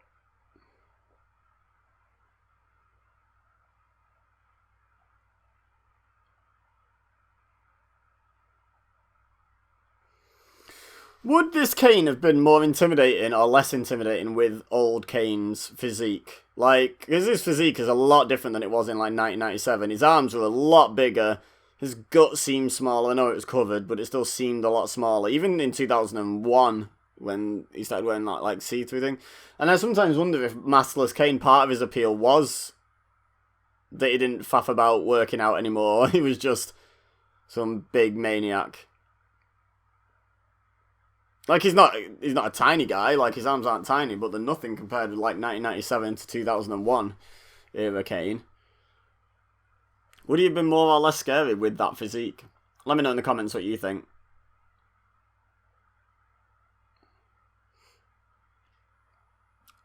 Execution. I think he used to call that the execution.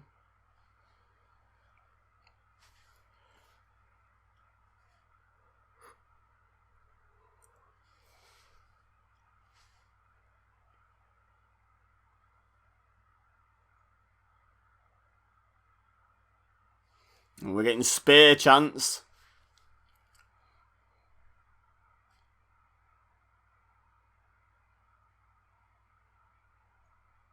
Nope. Nope.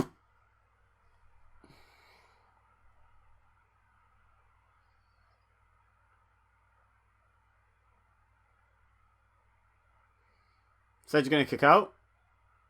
Yep.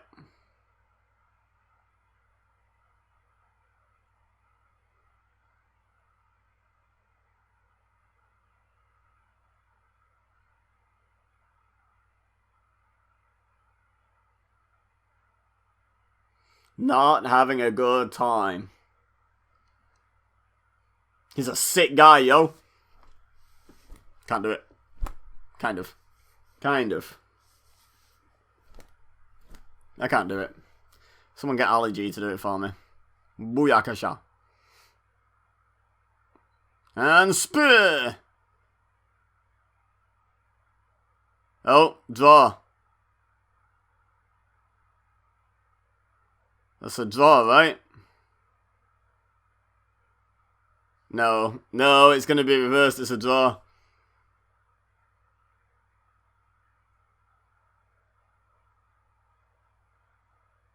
Shut up, Tony Chimmel. You're not to see the referee waving at you.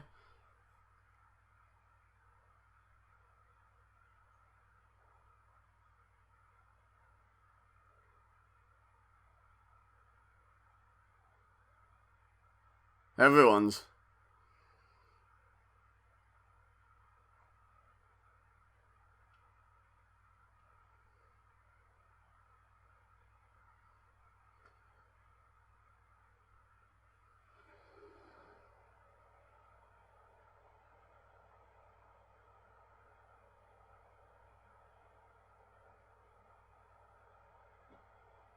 So now he's going to kill Paul Bearer. Okay.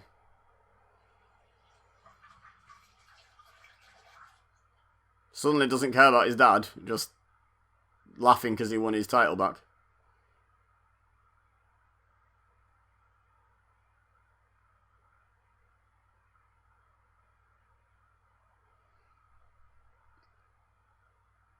Well, I didn't call that one. But who would have? 3 out of 6.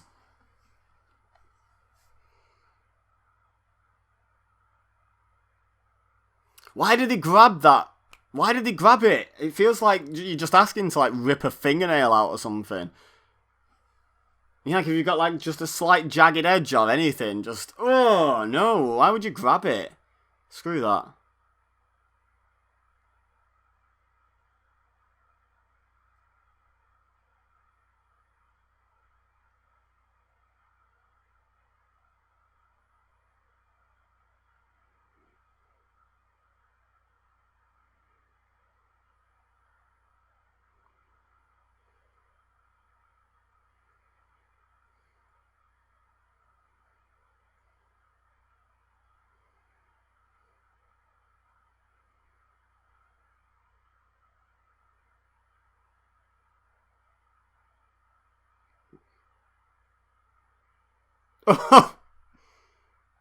Wrecked.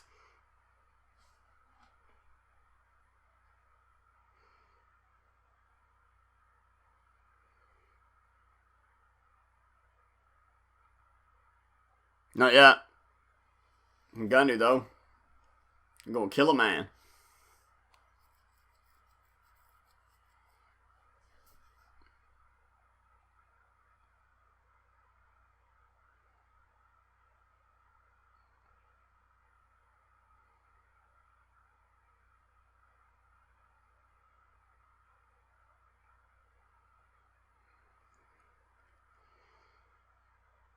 Both shoulders, you mean all 4?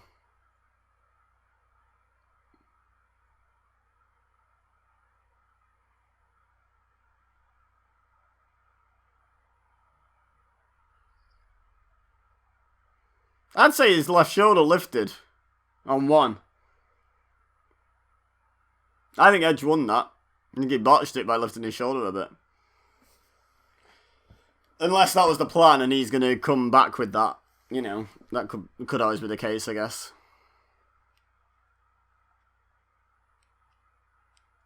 In his head, mate. Whoa! Superstar! Showtime, folks. I am going to predict the main event since I'm 3 from 6. Gotta split the difference.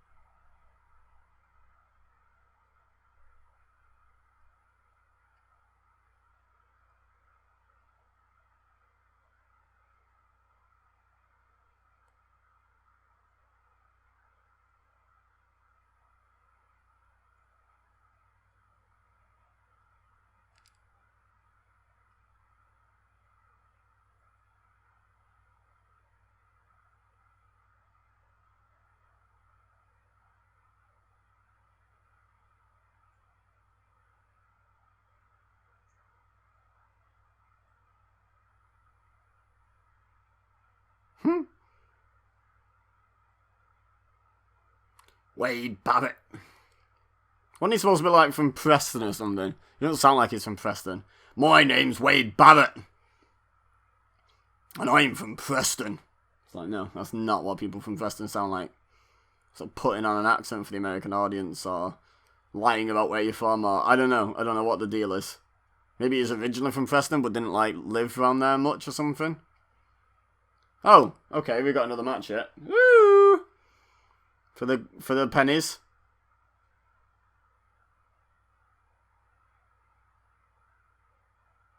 Oh. Heath. PJ Black. David Otunga. Bray Wyatt. And Curtis Axel.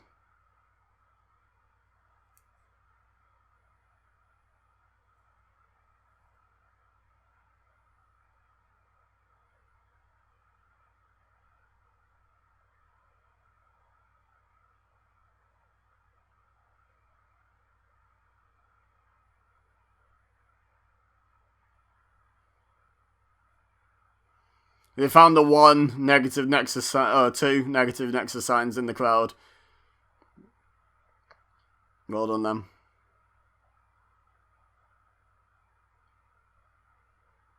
Oh my god. Santino and Vladimir. I could see them winning this. Probably not, though. I'm going to go Nexus here. There's like 5 of them out there. Yep, 5.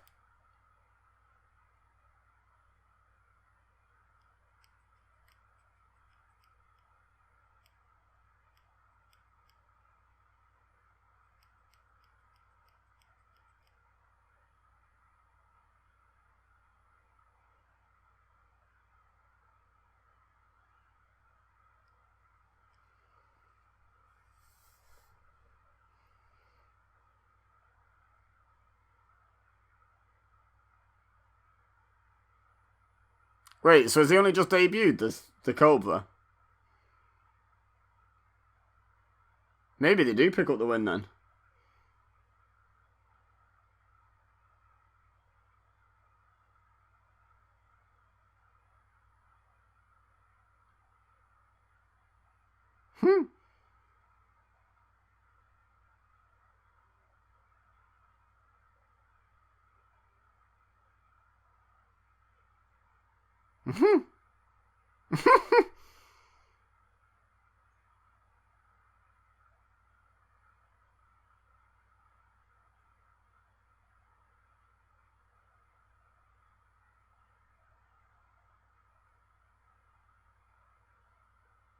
Oof. Remember when Kozlov was like a major main event player on SmackDown? When he first debuted?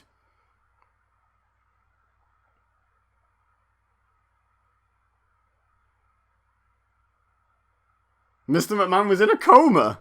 What? Oh, wrecked. When was that a storyline?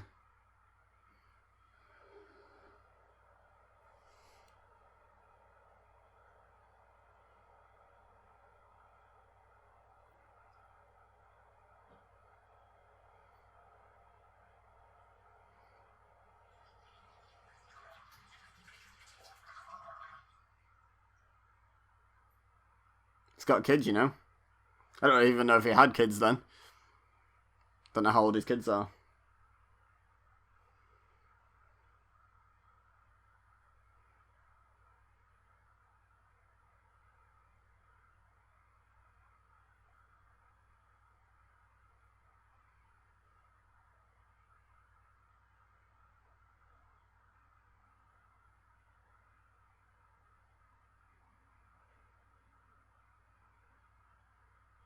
Did anyone see just a glimpse of Bray Wyatt then in Husky Harris when he laughed and then walked away? There was just a glimpse of it, wasn't there? That was kind of fun. It's a tiny glimpse of what he would become.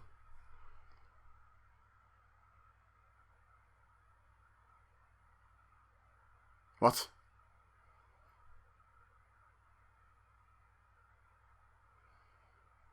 Why do commentators insist on bigging up things that aren't really relevant? Confuses me.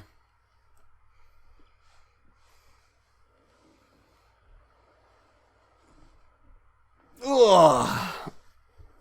Ooh. Kick out at 2. From the boot. I don't know why I went ooh like I thought that was going to be in the match. Got a Santino chant going.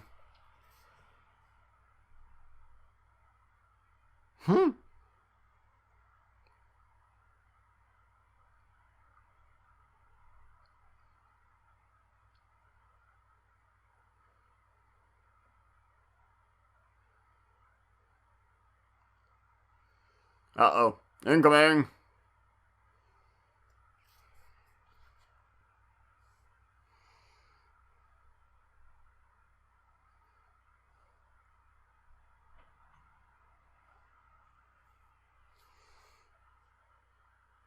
Showing some good teamwork so far.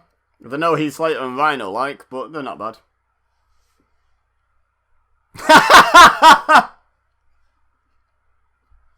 Santino just went, you shut your mouth, I break your face. Amazing. Commitment to the gimmick. Santino gets top points.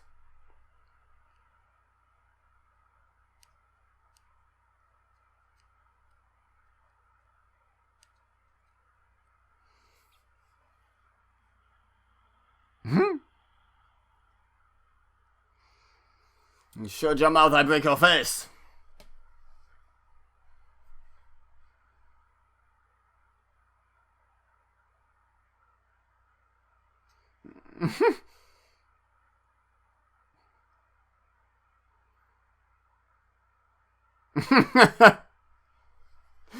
I'll be honest, like, I didn't always like Santino's shtick, but watching it back, it's fun. And the other thing is, the one time I genuinely, like, lost it at a comedy spot in a match was, I've not even got the sock yet.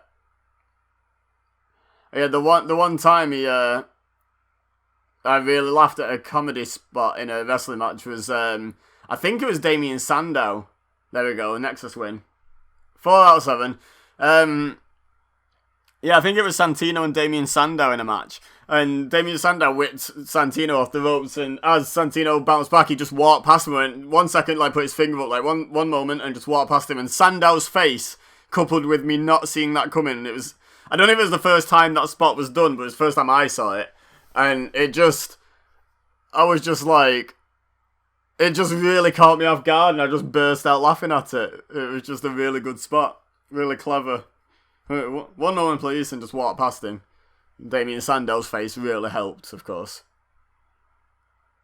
Oh. Oh, there go the lights. Maybe they were practicing the lights for the general manager. Boo.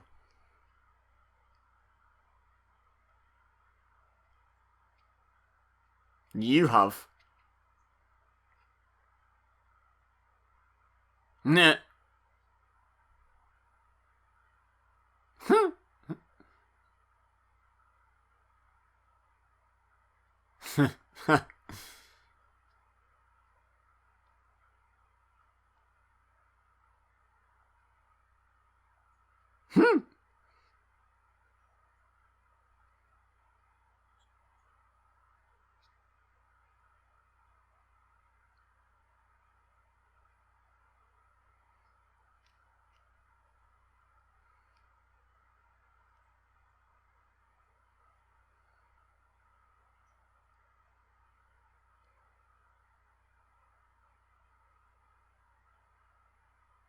Get Cole getting his sass on at the Nexus. Hey, he was just trying to leave the ring there, Tunga. He's listening.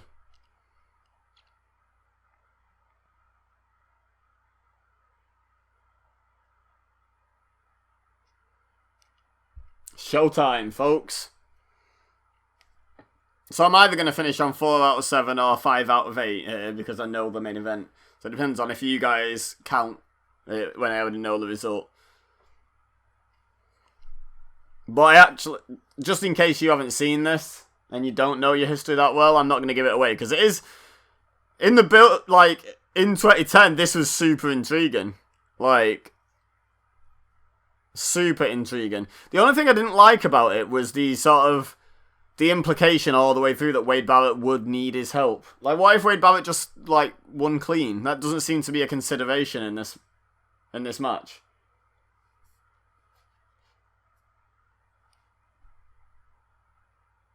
Probably still bodybuilding, mate.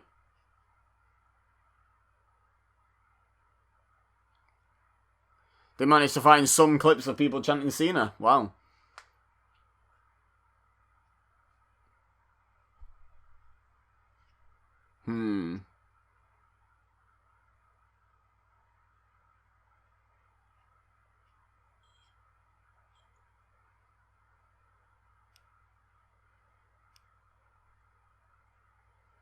That aged well, didn't it?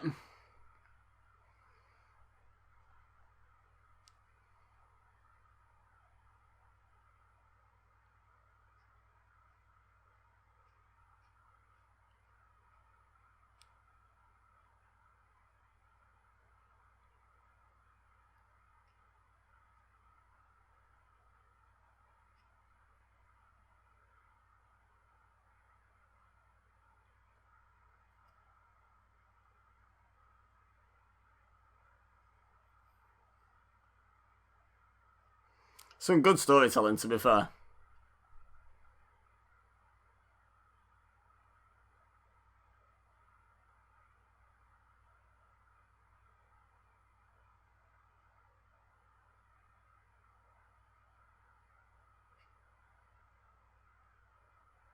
Wow.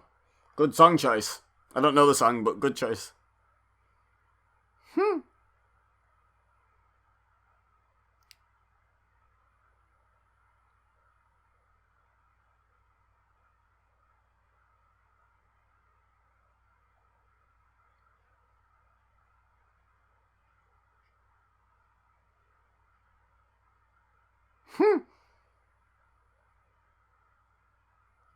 Why did they let him wear his own merch? They should have made him wear a Nexus shirt, surely.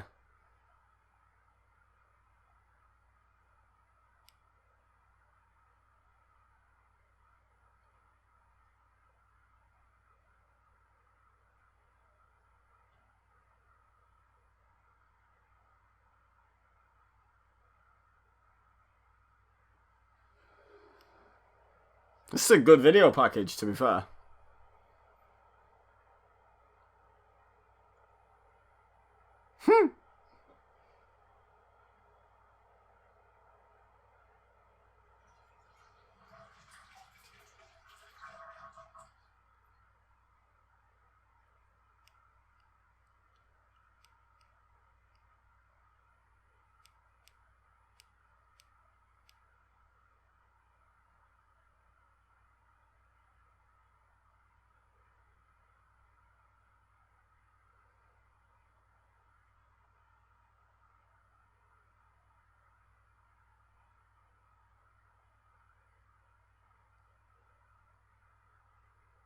Why does Wade Barrett not even think he can beat Orton clean?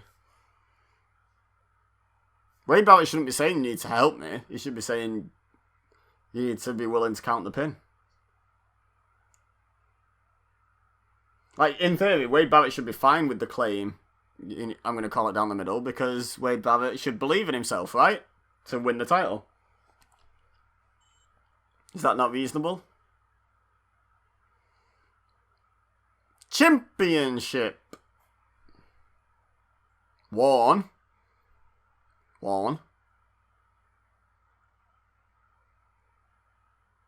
Free hat. A sign in the background. Wow. Fairly unanimously positive reception.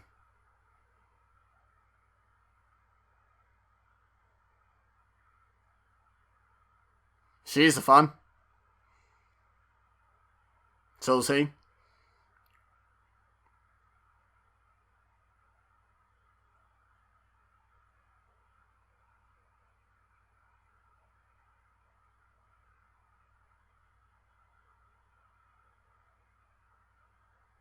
Why doesn't he have to wear an Nexus shirt? Obviously not for this match, but He doesn't have to wear Nexus shit. He doesn't have to come out to the Nexus music.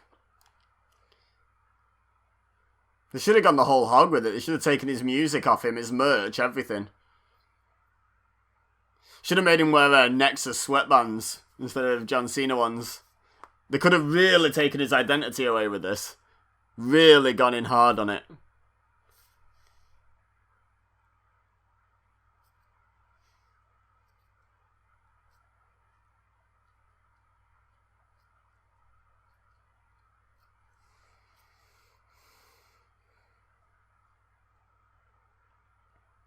Pretty positive crowd reaction for Cena here. Probably because he can't win. So they're not worried. Manchester, England, even worse.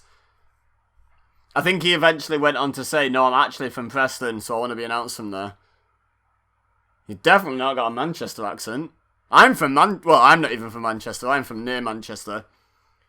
But does he sound like he's from near me? I'm like the next city over. Pretty similar accents.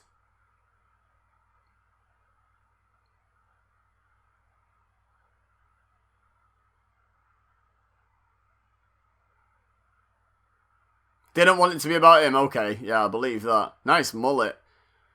Right there in 2010. That's brave.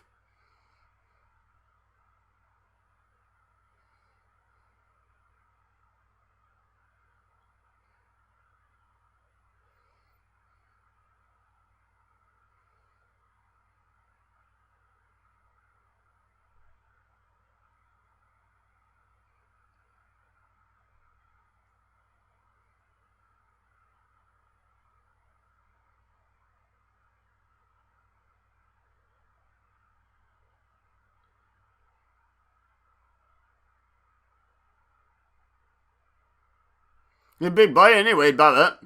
Tall boy.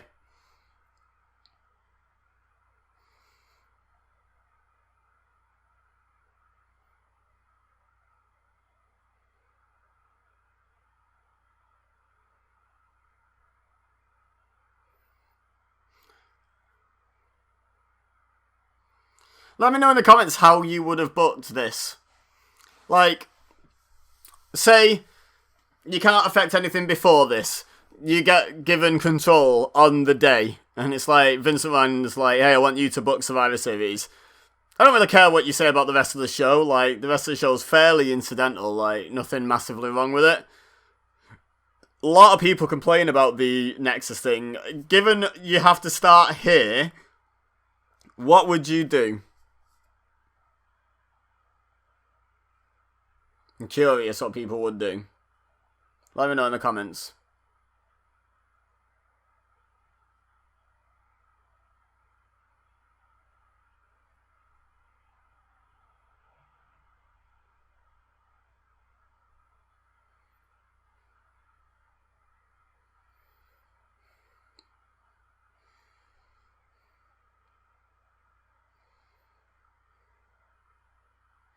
It is a really interesting, like, again, within the vacuum of just watching the show, it's a really interesting story because, yeah, you sort of, if you want Cena in WWE, you want him to do the wrong thing.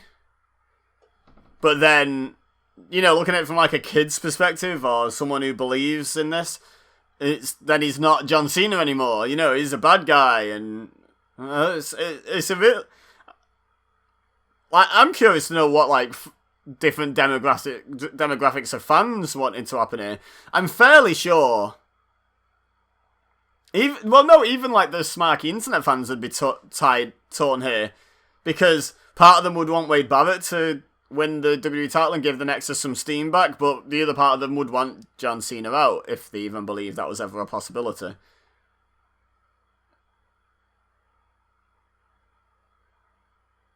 He does a good job of hamming up how unhappy he is with the situation.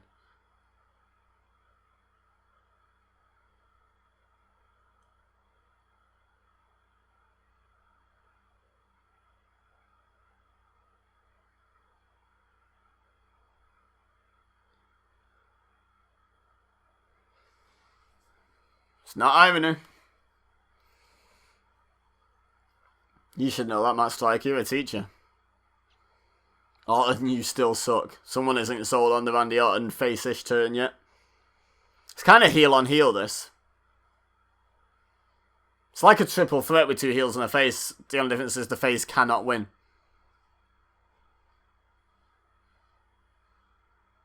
Oh. Fun.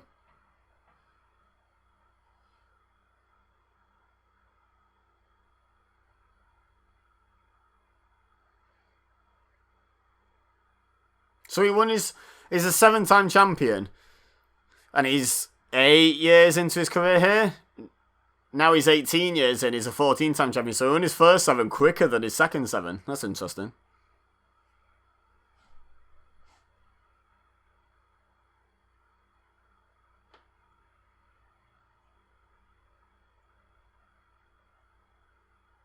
Really? Ever? I don't think so.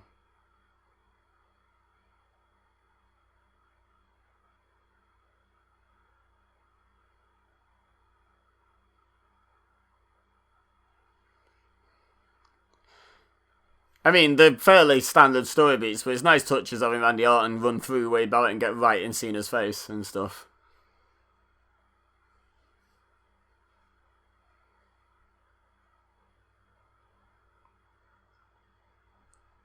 So all these Nexus signs in the crowd have disappeared.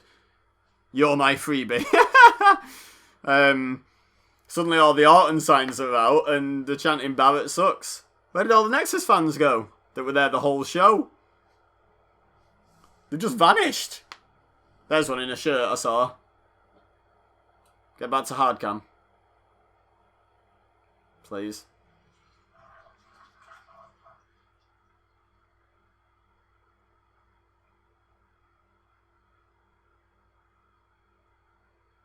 There he is. Top, just left of centre of the screen as a Nexus shirt. But everyone else seems to have changed their shirts and removed their signs. It's weird. I wonder if WWE had anything to do with that. We have known them to censor signs and stuff in the past. I wonder if they went out and took away Nexus signs. Because they've genuinely disappeared. They were all over the place.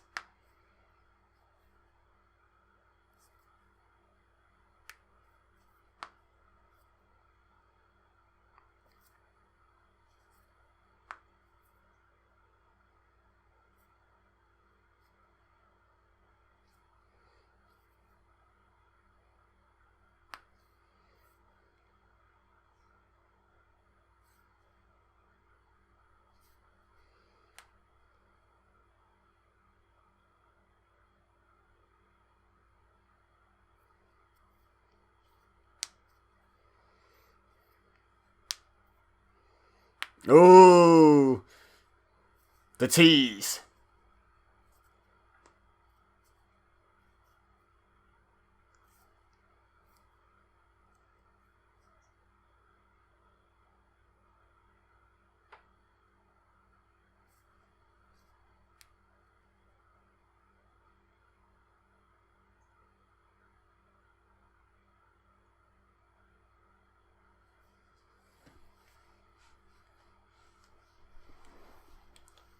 True. Yeah, I thought this was no DQ.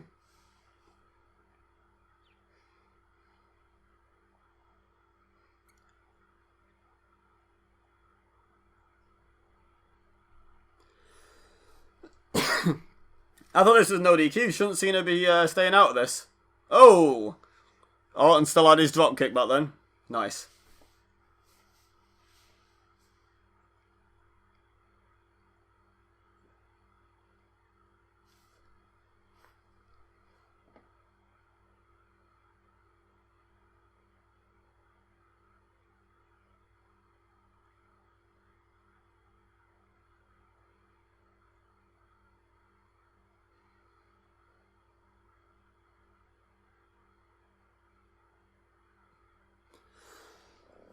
Excuse me.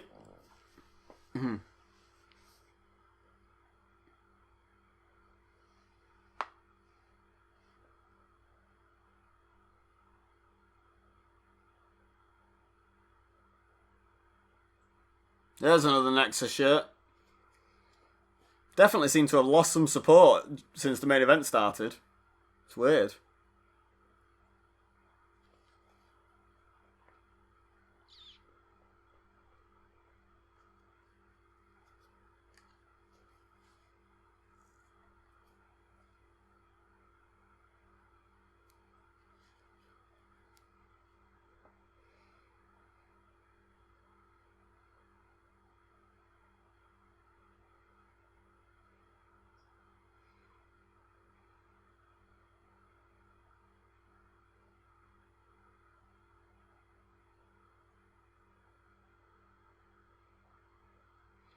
I thought the only way the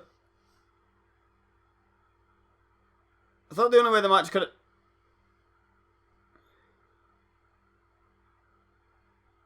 Yeah, exactly. Thank you, Michael Cole, for being the voice of reason.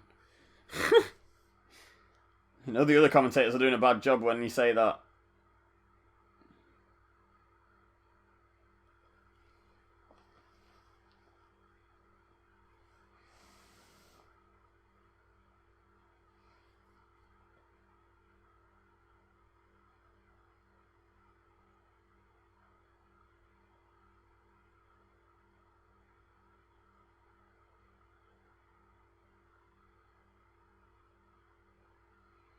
Cadence is the word you're looking for, Michael Cole. The nice word.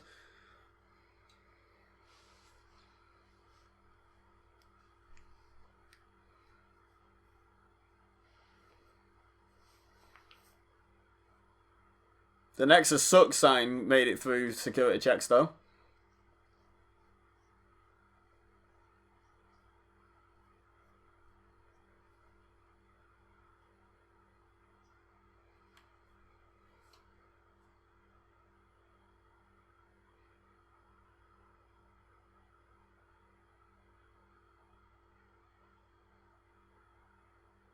It's genuinely fascinating me how there's like no Nexus signs all of a sudden in the background. I feel like WWE have been pulling some shenanigans there, taking signs off people.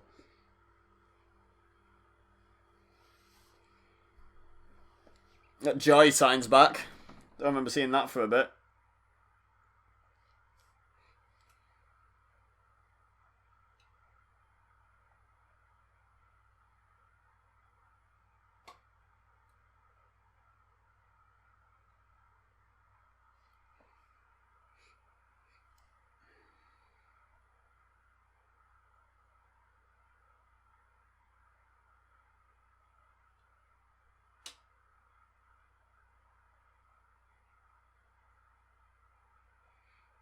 There's no like immediate headline when I search for WWE taking signs Survivor Series 2010. There's no like immediate headline jumping up on Google. Don't know, it's just very conspicuous by their absence now, all those Nexus signs. Unless they were plants all the way through the show, who then removed themselves, again, to be conspicuous by their absence.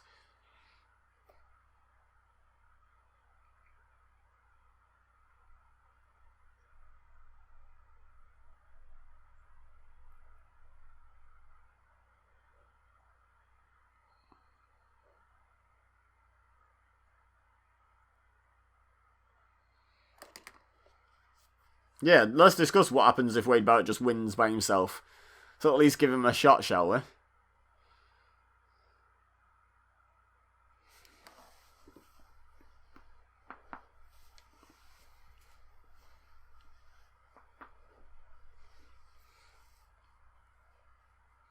Why don't they just say it's no holds barred, no DQ, whatever, the usual?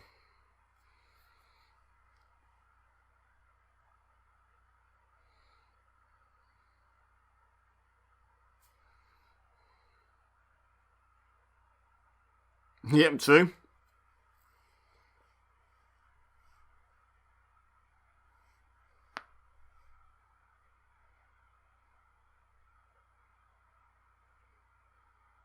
I can't remember how they wriggled out of this one.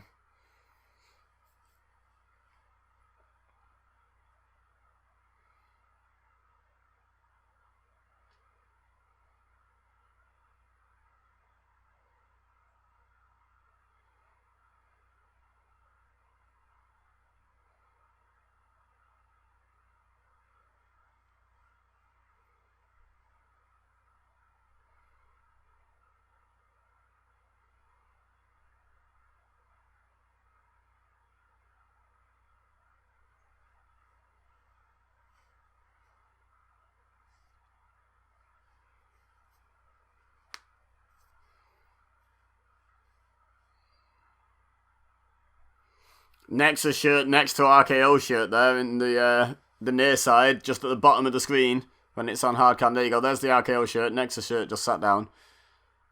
It's kind of fun. Wonder if they're actually there together or just coincidentally next to each other.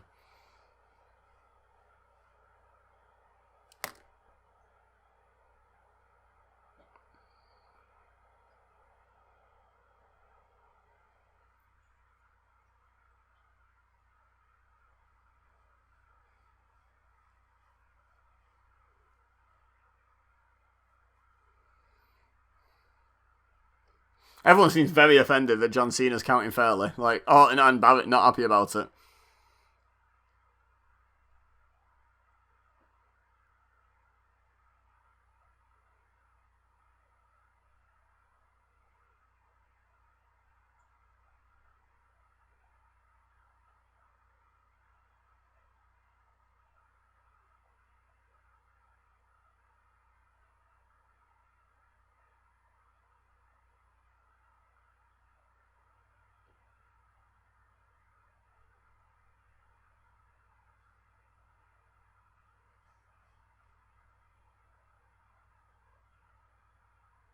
Nowhere near a 3, 2.5.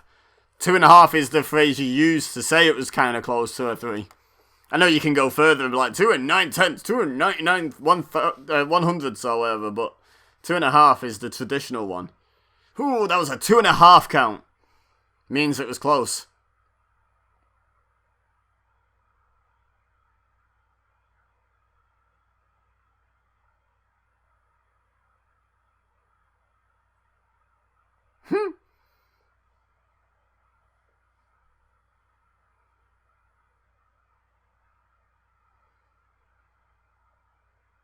Oh yeah, he was using Wasteland, wasn't he? Not the Bullhammer elbow. Bullhammer.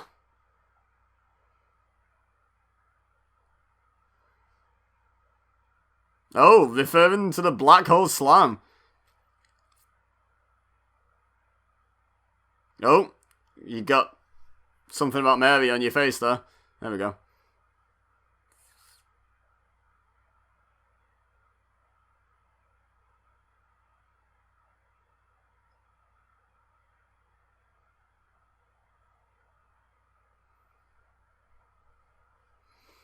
When did Wade Barrett magically get control over John Cena's contract? Like, was that the stipulation when he joined Nexus? So he was like, I get control of your contract, and then his first act was, you are now in Nexus.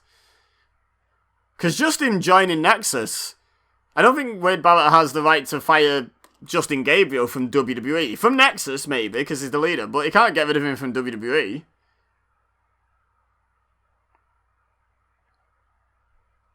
So why has he got that right over John Cena? I'm curious. Someone fill me in. 10 years ago now, my memory's not that great. Of like the minutiae.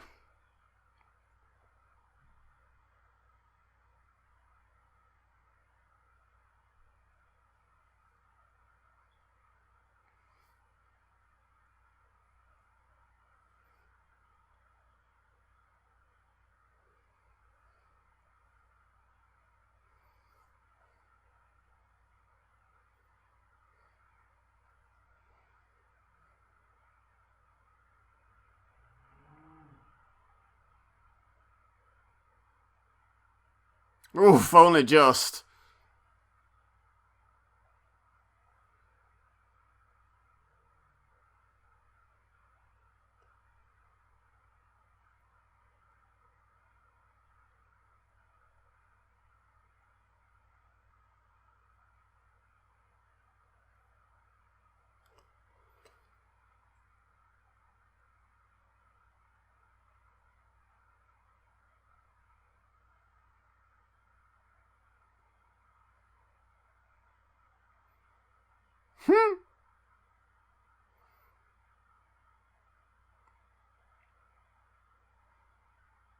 Oh dear, what a shame.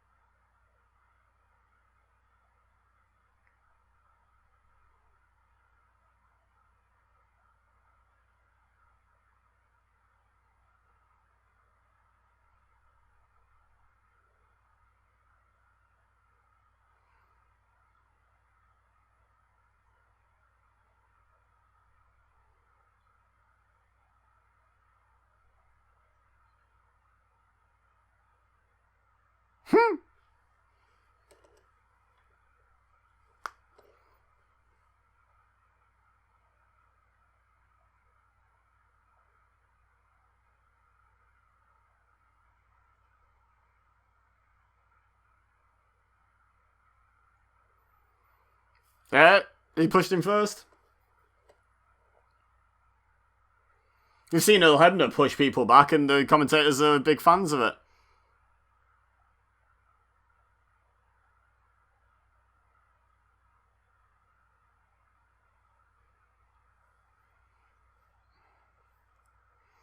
Cena's like, hey, I'm good now.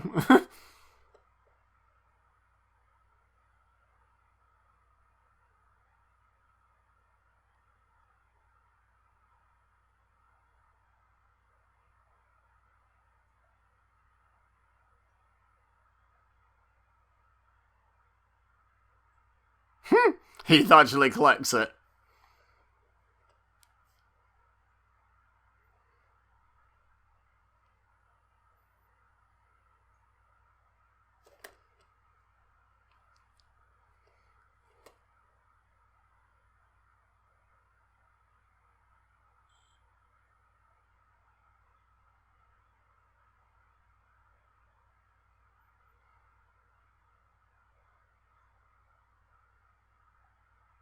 Layla got a dunk. What an intellectual sign. Some less than sympathetic fans, but not a very big number.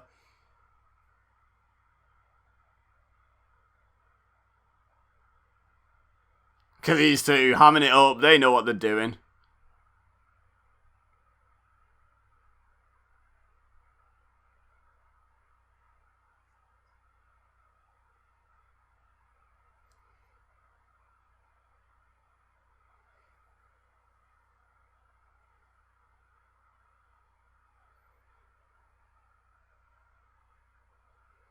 Oh, they ham it up like Cena was going anywhere. Yeah, so I didn't want to give it away by like stating it outright, but I obviously knew that I know Wade Barrett never won the WWE title, so it kind of gives away the result of this match, doesn't it? Also, I do just remember like how this went. Fairly significant moment. So either way, I'm over 50%. I'm either 4 from 7 or 5 from 8 on my predictions from this show 10 years ago as I watched along.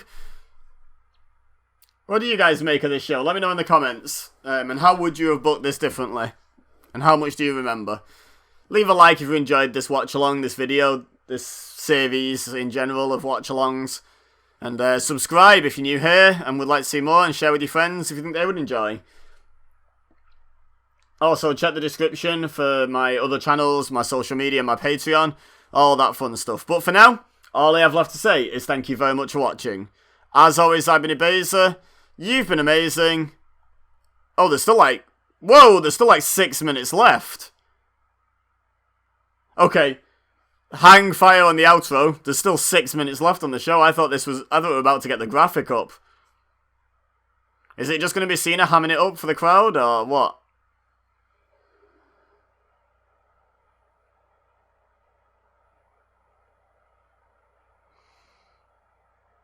Everyone played their roles really well in that main event. I do want to say that. Randy Orton conflicted about celebrating. Oh, almost walked into the V. That'd have been funny. Cena obviously played up his inner conflict perfectly. Wade Barrett is a dastardly villain trying to control John Cena. Great stuff. Good show. I enjoyed this show. Let me know what you thought of the show overall. Oh, he's really hamming it up now. Wrestlers leave their boots in the ring, while John Cena leaves his sweatbands.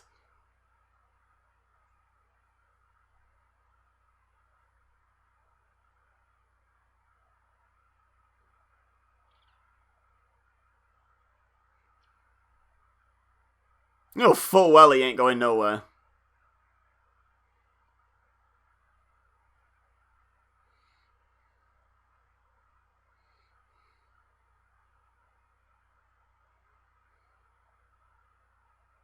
That one guy saluted him back.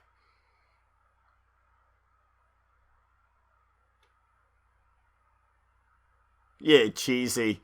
So-and-so.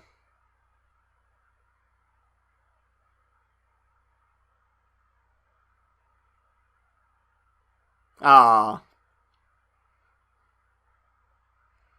Just Michael Cole. No love for Jerry Lawler or Matt Striker. Oh. Does he know him? And does he just recognise him as a big fan or something?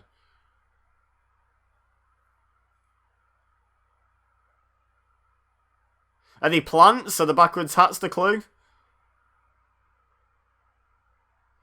If he goes for another guy with a backwards hat, I'm going to start getting sus. John Cena kind of sus. Backwards hat guy kind of sus.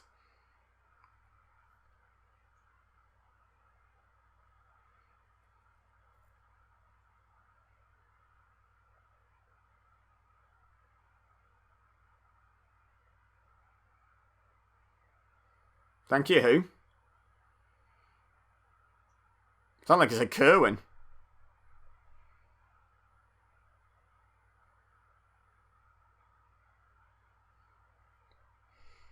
Is he going to milk this for another 3 minutes? Probably.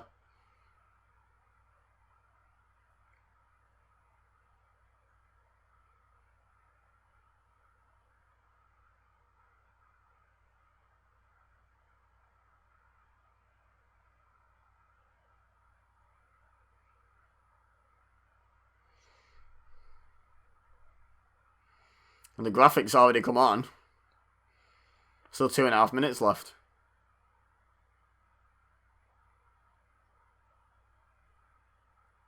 Vince is going, damn it, get back here, Cena.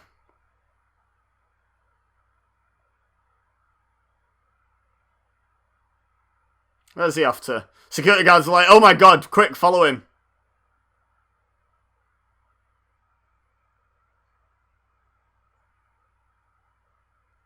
She's wearing a hat. She's another plant. Professional actress.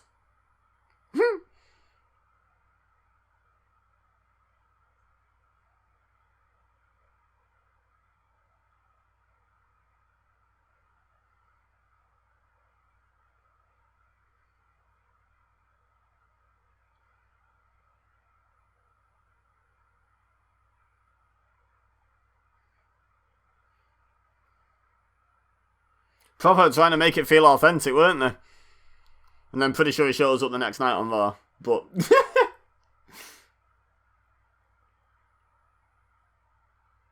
overall, I enjoyed the show. I know I've said that a couple of times now, but I want to reiterate that. I can't think of any major negatives from that show. Like major, I had a problem with that. Kaval existing, I guess, but that's not WWE's fault. They took it. They tried. He was a big indie name. They tried to sort him out. It didn't work.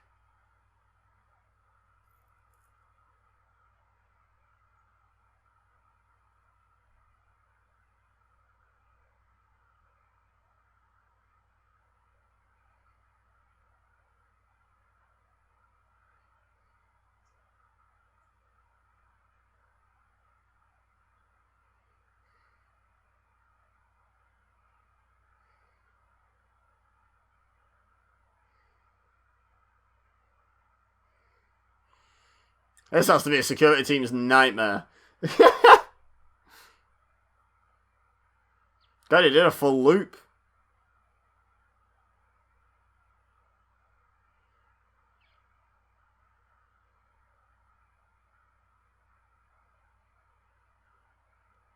And he's gone. Until tomorrow night. Okay. As always, I've been Dibiase. You've been amazing.